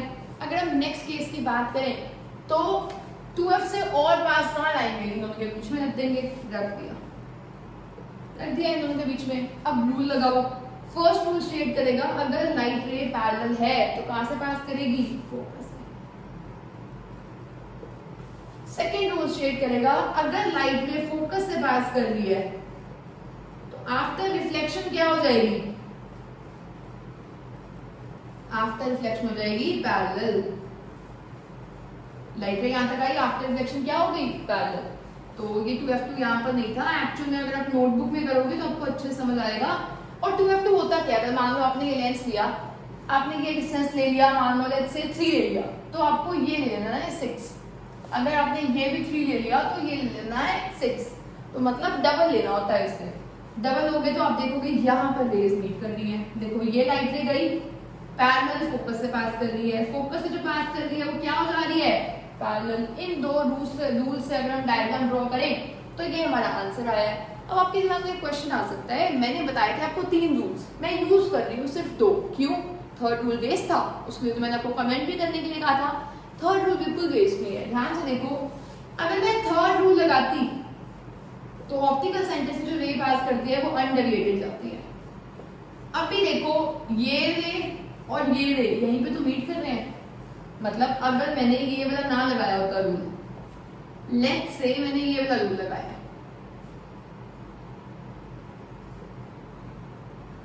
बस मैंने एक फर्स्ट रूल लगाया है, एक थर्ड रूल लगाया है, क्या मेरी इमेज अलग जगह बनी है, नहीं। आप कोई भी रूल लगा लो, इमेज वही बनेगी जहां उसे बनना चाहिए, इमेज अभी भी यही बनेगी, तो बन गई इमेज। तो देखो ये हेड था तो यहाँ पर भी आया है हेड, और ये हो गया। अब आप देखो इतना सा बंदा था, कितना बड़ा बन गया, बड़ा बना ना। तो बड़े के लिए हम वर्ड यूज करते हैं मैग्नीफाइड, बड़े के लिए कौन सा वर्ड यूज करते हैं, मैग्नीफाइड। और इन दोनों के बीच में ऑब्जेक्ट था, ऑब्जेक्ट कहाँ था, between 2F and F, image कहाँ बनी है, बियॉन्ड 2F। और प्रॉपर्टी क्या लिखोगे, सीधा था उल्टा हो गया, उल्टा हो गया तो इन्वर्टेड। लाइट रेज खुद मीट कर रही है तो रियल, तो ये भी हो गया। नेक्स्ट केस देखते हैं अब हम, F1 2F1 F2 2F2। ठीक है, यहां तक हो गया, यहां तक तो आपको समझ आ गया, इतनी सारी डायग्राम कर ली, साथ साथ ड्रॉ करते हैं ना नोटबुक में बस। ठीक है, अब देखो यहाँ तक हो गया, ऑब्जेक्ट 2f और f के बीच में आ चुका है। अब तो f के ऊपर लाकर ही खड़ा कर दो, बिल्कुल f के ऊपर लाकर ही खड़ा कर दिया। अब देखो अगर रे पैरेलल है तो वो कहाँ से पास करेगी, फोकस से, ठीक है। अब आप सेकंड रूल नहीं लगा सकते हो, लाइट रे को फोकस से कहाँ भेजोगे, नहीं लगा सकते हो, थर्ड ही लगाओगे। थर्ड है अगर ऑप्टिकल सेंटर से गई तो वही चली जाएगी, वापस नहीं आएगी, सीधा जाती रहेगी अपना पाथ, अपने पाथ से बिल्कुल भी डेविएट नहीं होगी। अब आप देखो क्या आपको ये रेस पैरेलल दिख रही है। पैरेलल का मतलब होता है जिनके बीच में डिस्टेंस हमेशा सेम रहे, उनको बोलते हैं पैरेलल रेस। तो ये दो रेस कैसी हैं, पैरेलल। अब देखो जब कोई ऑब्जेक्ट बहुत दूर होता है तो उससे रेस कैसी आती है, पैरेलल। जब कोई पैरेलल रेस बहुत दूर जाती रहेंगी तो वो कहाँ जाके मिलेंगी, बहुत दूर, इनफिनाइट डिस्टेंस पे। ऐसे मीट करती नहीं है, पर हम मान सकते हैं यहाँ पर कहीं पे इमेज बनेगी, बहुत बड़ी, बहुत बड़ी, छोटी नहीं बहुत बड़ी इमेज बनेगी। आपकी बुक्स में तो यहीं तक ड्रॉ किया हुआ है, इतनी इमेज बनेगी, यहाँ पर बनेगी इमेज इन्फिनिटी पे, बहुत बड़ी। बड़ी के लिए हम वर्ड यूज करेंगे मैग्नीफाइड, और बहुत बड़ी के लिए आप हाईली मैग्नीफाइड भी बोल सकते हो, ठीक है। अब देखो ये बंदा ऐसे था, ये टिप जो है वो यहाँ पे आएगी, आए तो बंदा उल्टा ही ना अभी भी, तो इन्वर्टेड। अब आप बोलोगे ऐसे तो हर एक केस में इन्वर्टेड था, तो मुझे मेंशन करने की क्या जरूरत थी, खोलने की जरूरत क्या है जब सब में इन्वर्टेड है। तो अब मैं बताती हूँ आपको क्यों। आई होप आपको ये 5 केसेस क्लियर हैं। अब करते हैं हम लास्ट केस।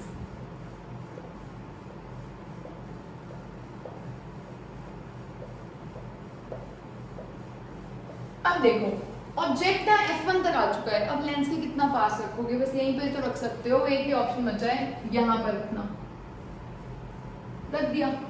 अब देखो अगर ऑब्जेक्ट पैरेलल लाइट रेज फेंके तो कहां से पास करेगी, फोकस से। अगर ऑप्टिकल सेंटर से कोई रे जाए तो वो कैसे जाएगी, अनडेविएटेड। अब देखो ये तो हमने अभी तक नहीं देखा ना, जो हम अब देख रहे हैं। आपको क्या लग रहा है ये लाइट रेज कभी भी मिल सकती है? अगर आप दो फ्रेंड्स अलग अलग रास्ते पे चले जाओ, एक ने साइंस ले ली, एक ने कॉमर्स ले ली, और उसके बाद ना उनका कभी कॉलेज सेम हुआ, ना उनका कुछ भी सेम हुआ, वो अलग अलग जगह पे रहने लग गए हैं, अलग अलग पीजी में, तो क्या वो कभी मिल पाएंगे? प्रैक्टिकली मिल सकते हैं, पर अभी के लिए मान रहे हैं कि दो लोगों ने बिल्कुल अलग रास्ते ले लिए, अब इनके मिलने की जो पॉसिबिलिटी है, संभावना है, वो खत्म हो चुकी है। तो ये कभी नहीं मिल सकते। यहाँ पर ये मिल रहे थे, यहाँ पर ये मिल रहे थे, यहाँ पर ये मिले, यहाँ भी मिले, यहाँ भी मिलेंगे इन्फिनिटी पे जाकर, इमेज बनेगी इन्फिनिटी पे। यहाँ तो मिलने का सोर्स ही खत्म हो गया। तो जब लाइट रेज नहीं मिल सकती एक्चुअल दुनिया में, तो एक वर्ड यूज होता है वर्चुअल। वर्चुअल का मतलब not true, not real, is virtual. तो रियलिटी में नहीं मिलेंगे, पर देखो अगर कोई पीछे ही रिप्रोड्यूस कर दे, उनकी पास्ट हिस्ट्री देखेगी, अब चाहे वो अलग हुए हैं, पहले तो उनका स्कूल सेम था, बचपन से तो सेम स्कूल में पढ़ रहे थे, तो बचपन में ये होती है वर्चुअल। तो देखो ये थी टिप इसकी, अब यहाँ पर बनेगी टिप। आपने अभी तक ऐसा भी नहीं देखा था, टिप यहाँ पर बनी, ये भी उल्टी थी, ये भी उल्टी थी, ये भी उल्टी थी, ये भी इन्वर्टेड, ये भी इन्वर्टेड, पर यहाँ पर देखो कैसी बन रही है, सीधी।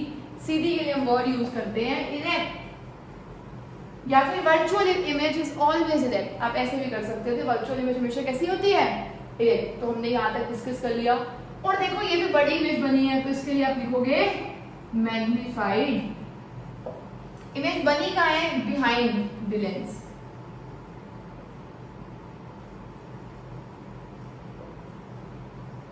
ठीक है, एक्चुअल में ये इमेज नहीं बनेगी। जो एक्चुअल में इमेज नहीं बनती उसको आप स्क्रीन पे नहीं ले सकते। अगर आप यहाँ पर स्क्रीन रखोगे तो कोई इमेज नहीं मिलेगी। इन सब में अगर आप यहाँ पर स्क्रीन रखते हो, यहाँ पर रखते हो, यहाँ पर रखते हो, इमेज मिल जाएगी, पर इसमें इमेज नहीं मिलेगी, क्योंकि वर्चुअल इमेजेस को हम स्क्रीन पर नहीं ले सकते। तो आई होप आपको यहाँ तक क्लियर हुआ होगा, जिसमें हमने 6 केसेस डिस्कस किए फॉर कन्वेक्स लेंस। पहले में ऑब्जेक्ट बहुत दूर था, फिर पास आया, और पास और पास और पास आते आते बिल्कुल लेंस के पास आ गया। यहाँ तक आने में क्या आपको एक चीज समझ आ रही है? मैंने आपको बोला था आपको ये लर्न हो जाएगा। कैसे लर्न होगा? ध्यान से देखो, चीजों को मैच करो। जब ऑब्जेक्ट इंफिनिटी पे था तो इमेज कहाँ बन रही थी, एट एफ। मैं यहाँ पर लिख देती हूँ ऑब्जेक्ट इमेज। जब ऑब्जेक्ट इंफिनिटी पे था तो इमेज बन रही थी एफ पे। ऑब्जेक्ट इंफिनिटी, इमेज एफ पे। जब ऑब्जेक्ट एफ पे है तो इमेज बन रही है इंफिनिटी पे। वाओ, तो बड़ा अच्छा कोइंसिडेंस था, तो लर्न भी हो गया। ऑब्जेक्ट को रखो इन्फिनिटी, इमेज बनेगी फोकस, ऑब्जेक्ट को रखो फोकस, इमेज बनेगी इन्फिनिटी। हो गया एपिसोड, कुछ नहीं था। अब देखो ऑब्जेक्ट को रखो बियॉन्ड 2f,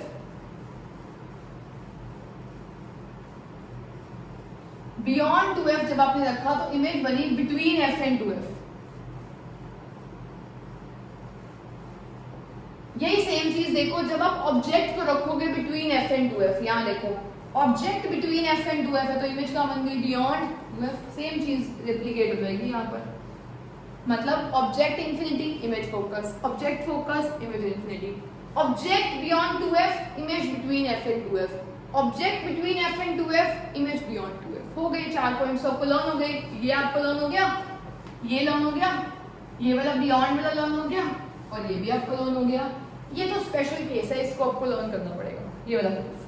अब बचा ये वाला केस, थर्ड केस। इसमें एक बहुत ही अच्छी खासियत है कि जब ऑब्जेक्ट 2f पे होता है तब ऑब्जेक्ट 2f पर ही बनता है, 2f 2f। ठीक है, एक और चीज आप ध्यान रखना, यहाँ पर ऑब्जेक्ट बिल्कुल छोटा था पॉइंट साइज, ऑब्जेक्ट का साइज बड़ा, फिर सेम साइज का हो गया, फिर बड़ा, फिर और बड़ा।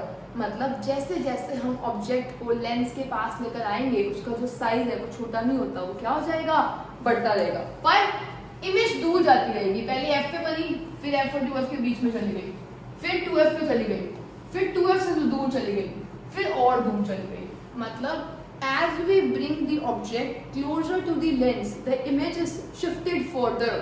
इमेज दूर जाती रहती है जितना ऑब्जेक्ट पास आता है।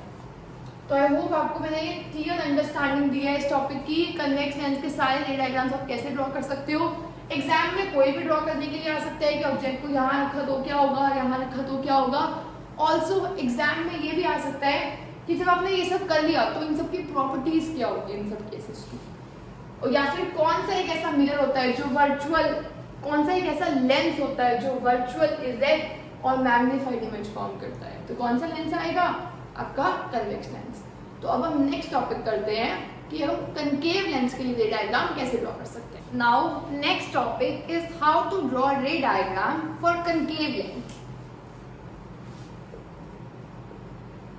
अगर हम बात करें कनकेव लेंस की तो कनकेव लेंस का ये होगा principal axis f1 2f1 f2 2f2।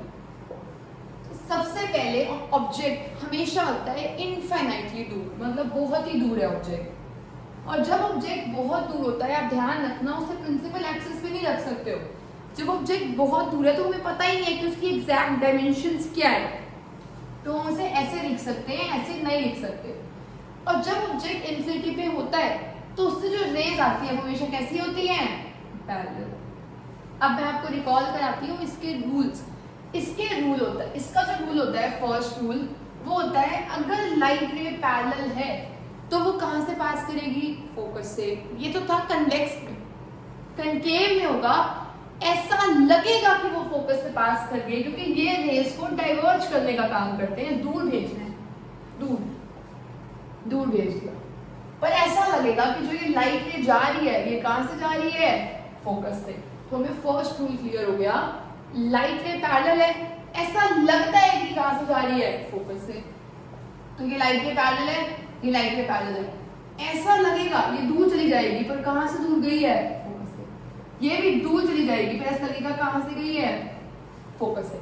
अब आप देखो क्या हमें लाइट रेज को आगे प्रोड्यूस करो तो क्या ये कभी मीट कर सकते हैं, बिल्कुल भी नहीं कर सकते, तो दूर जाते जा रहे हैं तो ये यहाँ पर मीट नहीं करेंगे।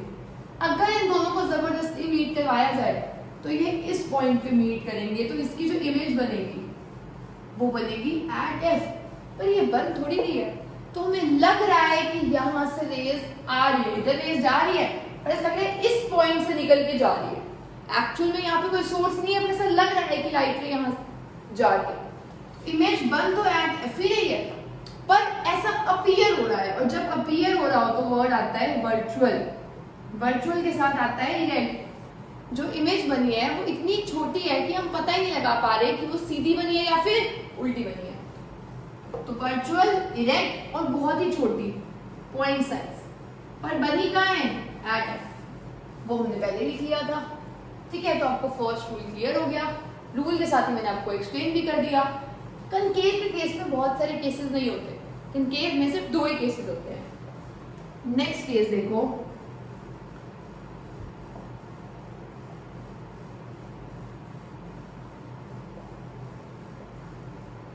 ठीक है। अब हमने ड्रॉ किया सेकंड वाला केस। अगर हम सेकंड वाले की बात करें, अब मैंने आपको ना फर्स्ट रूल एक्सप्लेन किया है, मैं आपको थर्ड रूल भी एक्सप्लेन कर रही हूँ। सेकंड आपको कमेंट करके बताना है कि क्या था रूल, क्योंकि रूल सेम है इसमें। थर्ड है, अगर रे पास कर रही है ऑप्टिकल सेंटर से तो रे कैसे जाएगी, अनडेविएटेड। रे कैसे जाएगी, अनडेविएटेड, ठीक है। अब जो इसका सेकंड केस होता है उसमें आप ऑब्जेक्ट को कहीं भी रख लो, चाहे यहाँ रखो, चाहे यहाँ, चाहे यहाँ, कोई फर्क नहीं पड़ता। अब आप कहोगे इसमें फर्क क्यों नहीं पड़ता, उसमें तो बढ़ रहा था। ये सब चीजें ना हमने फिजिकली देखी है। अगर मैं दिखाऊं तो मेरे पास कन्वेक्स लेंस भी है और कनकेव लेंस भी है। मैं आप दोनों लेंसेज आपको टच करके दिखा सकती हूँ। अगर हम दोनों लेंसेज को देखेंगे तो आपको समझ आ जाएगा कि ठीक है कि इसमें जो केसेस हैं ऐसे ही फॉर्म हो रहे हैं, तो उसके लिए हमने रे डायग्राम्स ड्रॉ किए हैं। अब देखो, और आप कमेंट करके जरूर बताना कि आप वो वीडियो देखना चाहते हो या नहीं जिसमें मैं आपको कनकेव और कन्वेक्स लेंसेज दिखाऊं। और मैंने एक और एक्सपेरिमेंट करके दिखाया था स्टूडेंट्स को, जिसमें हम कन्वेक्स लेंस की हेल्प से, क्योंकि वो रेस को कन्वर्ज करता है, हमने पेपर को बर्न किया था। तो आप मुझे जरूर बताना कि आपको वो वीडियो देखनी है, तो मैं वो वीडियो यूट्यूब पर भी शेयर कर दूंगी। चलो अब इसकी बात करें तो अगर पहला रूल लगाएं, अगर रे पैरेलल है प्रिंसिपल एक्सिस के, तो ऐसा लगेगा कि वो कहां से जा रही है, फोकस से। ऐसा क्या लगेगा कि वो कहां से जा रही है, फोकस से, ठीक है। अब जो इसका थर्ड रूल है हम वो लगाएंगे, अगर रे ऑप्टिकल सेंटर से जाती है तो कभी भी डेविएट नहीं होती, सीधा जाती है। अब देखो ये रे गई इधर, ये रे गई इधर, क्या ये कभी भी मीट कर सकते हैं, नहीं कर सकते। अगर इन्हें जबरदस्ती मीट कराना हो तो ये कहां पर मीट करेंगे, इसे पीछे लाओ, यहां से पीछे लाओ और ये लिए, तो यहां पर ये मीट करेंगे। मतलब इस ऑब्जेक्ट की जो इमेज है वो बनेगी यहाँ पर। ये हेड है तो यहाँ पर भी क्या बनेगा, हेड। और देखो कितना छोटा सा, तो इसमें जो इमेज बनती है वो बहुत ही ज्यादा छोटी बनती है। और देखो सीधी बनी है, और वर्चुअल तो आपको समझ आ रही है, जिस भी डायग्राम में आपके डॉटेड लाइंस आ जाए वहां वर्चुअल होता है। जब भी डॉटेड लाइन से आपको मीटिंग करानी पड़े तो वर्चुअल होती है। कोई डाउट है किसी को यहाँ तक? तो आई होप आपको यहाँ तक तो कोई डाउट नहीं होगा, जिससे हमने दोनों रूल्स क्लियर कर लिए हैं। अब हम लास्ट टॉपिक करेंगे इस चैप्टर का। उससे पहले एक एग्जाम में क्वेश्चन आ सकता है, एक ऐसा लेंस बताओ जो वर्चुअल इरेक्ट पर डिमिनिश्ड इमेज फॉर्म करता है। वर्चुअल इरेक्ट डिमिनिश्ड, हमेशा वर्चुअल इरेक्ट डिमिनिश्ड। जो कनकेव लेंस होता है वो ऐसा लेंस होता है जो हमेशा ही कैसी इमेज फॉर्म करता है, वर्चुअल इरेक्ट और छोटी इमेज फॉर्म करता है। तो आई होप आपको यहाँ तक क्लियर हुआ होगा। लास्ट टॉपिक जो चैप्टर का है वो है lens maker formula. Lens maker formula आपको डिटेल में करना है क्लास 12th में, जिसमें आपको देखना है कि ये प्रूफ कैसे आया। तो अभी हम प्रूफ की तो बात नहीं करेंगे, अभी हम बात करेंगे कि ये फॉर्मूला हम यूज कैसे कर सकते हैं और कब कर सकते हैं। मान लो हमें कोई लेंस दिया है, हमें उसकी कैलकुलेट करनी है एफ। अब एफ क्या होता है, डी क्या होता है, यू क्या होता है, वी होता है इमेज डिस्टेंस, जो यू होता है वो होता है ऑब्जेक्ट डिस्टेंस, और जो एफ होता है वो होती है फोकल लेंथ। और सारी चीजें हम मेजर करते हैं ओ से, ऑप्टिकल सेंटर से। जैसे अगर मैं आपको एक केस लेकर बताऊं, मान लो ये लेंस था, यहाँ पे मैंने ऑब्जेक्ट रखा था और यहाँ इमेज बनी थी, यहाँ इमेज बनी थी। हमने एक केस ले लिया जिसमें ये अपनी इमेज बन रही है, ठीक है। अब देखो v है इमेज डिस्टेंस, मतलब इमेज का डिस्टेंस पर कहां से, यहां से, इस पॉइंट से, इसमें इमेज का डिस्टेंस, इसको बोलेंगे v। u देखो ऑब्जेक्ट का डिस्टेंस, ये है ऑब्जेक्ट कहां से, o से, ये क्या हो गया हमारा u। अब f होती है फोकल लेंथ। हम f ड्रॉ कर लेते ना कि मान लो यहां पर है f होता है फोकस पॉइंट, और जो फोकस से ऑप्टिकल सेंटर तक का डिस्टेंस होता है उसे बोलते हैं फोकल लेंथ, स्मॉल। तो ये भी क्या है, स्मॉल, फोकल लेंथ। तो सारी चीजें आपकी जो मेजर होती है वो मेजर होती है o से, ऑप्टिकल सेंटर से। तो आपको लेंस फॉर्मूला यूज करना होगा न्यूमेरिकल्स के लिए, इसकी मैं एक सेपरेट वीडियो बनाऊंगी। तो देखो f focal length, u object distance, v image distance. अगर आपको दो क्वांटिटीज दी हो, फॉर्मूला लगाना हो लगा सकते हो, v u दिया हो f कैलकुलेट कर सकते हो, f और u दिया हो तो v कैलकुलेट कर सकते हो, मतलब आप कुछ भी कैलकुलेट कर सकते हो। दो आपको चीजें दी हो और थर्ड वेरिएबल को आप फाइंड आउट कर सकते हो। तो ये होगा लेंस मेकर फॉर्मूला, जो कि चेंज नहीं होता, चाहे लेंस कनकेव हो चाहे कन्वेक्स हो।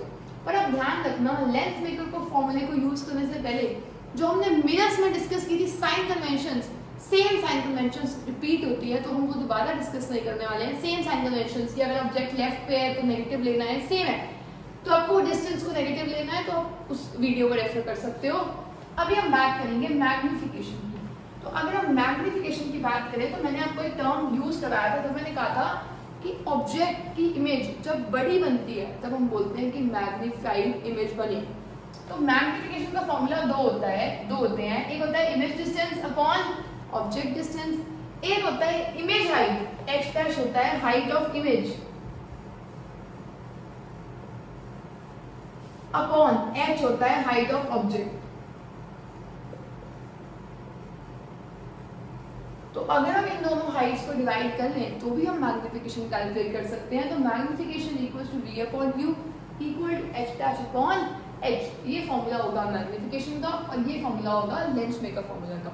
और मैग्निफिकेशन में भी मैं आपको यही बात रिपीट करूंगी कि मैग्निफिकेशन दो चीजें बताती है। मैग्निफिकेशन पॉजिटिव भी हो सकती है, नेगेटिव भी हो सकती है। ये सब आप मिरर्स में पढ़ चुके हो।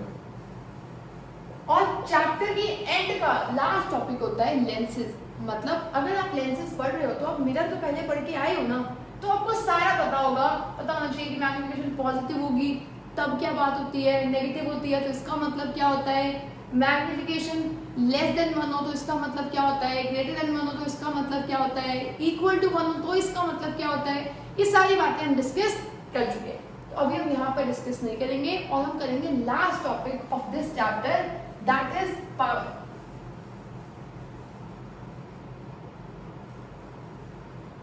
अब पावर का मतलब क्या होता है, पर पावर नहीं, power of a lens. Power of a lens का मतलब है एक लेंस के अंदर कितनी पावर है, लेंस कितना पावरफुल है। और लेंस का काम होता है लाइट रेज को बेंड कराने का।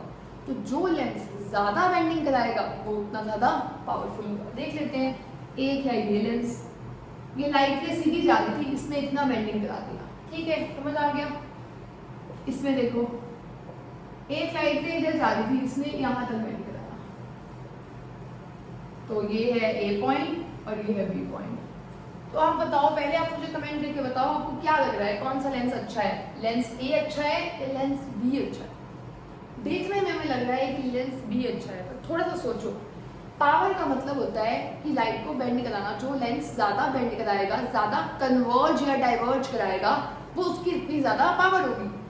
तो देखो ये लाइट ना सीधा जाना चाहती थी, इसने इसे इतना ज्यादा बेंड कराया है।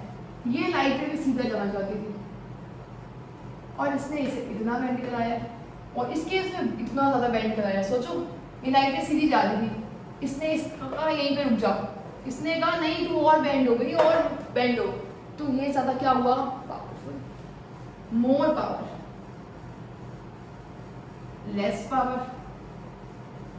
ये तो आपको समझ आ गया। इसने ज्यादा बेंडिंग कराई, मोर पावर, इसने कम बेंडिंग कराई, लेस पावर। यहां तक समझने के बाद अगर हम देखें तो ये पैरेलल रेज है, जो ये जहां मीट करती हैं उस पॉइंट का नाम होता है फोकस, इसका नाम है फोकस। पर अब देखो इसका भी फोकस है, इसका भी फोकस है। किसका फोकस आपको बड़ा दिख रहा है, इसका तो छोटू सा है, इसका बहुत बड़ा है। इसका मतलब इसकी जो फोकस है, फोकल लेंथ है, वो कम है, जो इसकी फोकल लेंथ है वो ज्यादा है। पावर का मतलब होता है कोई लेंस कितना लाइट को कन्वर्ज या डाइवर्ज करा सकता है, कितना ज्यादा बेंड करा सकता है। कौन ज्यादा बेंड करा रहा है, ये।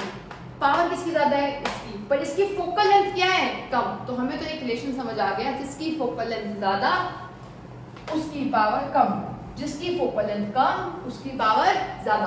तो यहीं से एक फॉर्मूला निकल के आया था, P is inversely proportional to F। Inversely का मतलब है F बढ़ेगी तो P कम होगी, F कम होगी तो P ज्यादा होगी। इससे फॉर्मूला निकल के आया था P equals to 1/F metre, where focal length is in metres. और अगर सेंटीमीटर्स में होगी तो इसका फॉर्मूला मॉडिफाई हो जाएगा 100/F इन सेंटीमीटर्स। और पावर की जो ये होगा एसआई यूनिट, पावर की जो एसआई यूनिट होती है वो होती है डायोप्टर। तो power is said to be 1 dioptre when power 1 कब होगी, जब फोकल लेंथ क्या होगी 1 मीटर। जब फोकल लेंथ 1 मीटर है, पावर लेंथ की क्या है 1 डायोप्टर।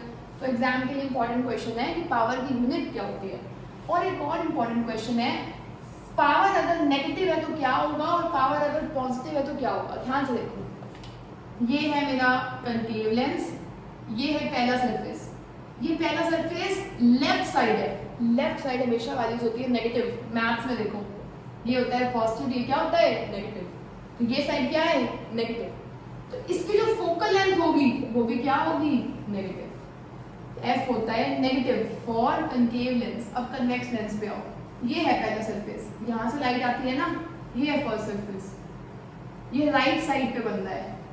देखो ये लेंस के लेफ्ट साइड है, ये लेंस के राइट साइड है। अगर लेंस की राइट साइड होगी तो मैथ्स में राइट साइड क्या होती है पॉजिटिव, तो इसकी फोकल लेंथ क्या होगी, इसकी फोकल लेंथ क्या होगी नेगेटिव। एग्जाम में क्वेश्चन आएगा किस लेंस की फोकल लेंथ पॉजिटिव होती है कन्वेक्स, किसकी नेगेटिव होती है कंकेव। यहाँ पर वो रुकेंगे नहीं, वो कहेंगे किसकी पावर पॉजिटिव होती है, जिसकी फोकल लेंथ पॉजिटिव होगी उसकी पावर भी क्या होगी पॉजिटिव, जिसकी फोकल लेंथ नेगेटिव होगी उसकी पावर भी क्या होगी नेगेटिव। और पावर्स ना एडिटिव होती है, मतलब अगर मेरे को 3 लेंसेज दिए हुए हैं, एक की पावर है P1, दूसरे की पावर है P2, तीसरे की पावर है P3, तो जो नेट पावर आएगी वो तीनों के सम के इक्वल आएगी।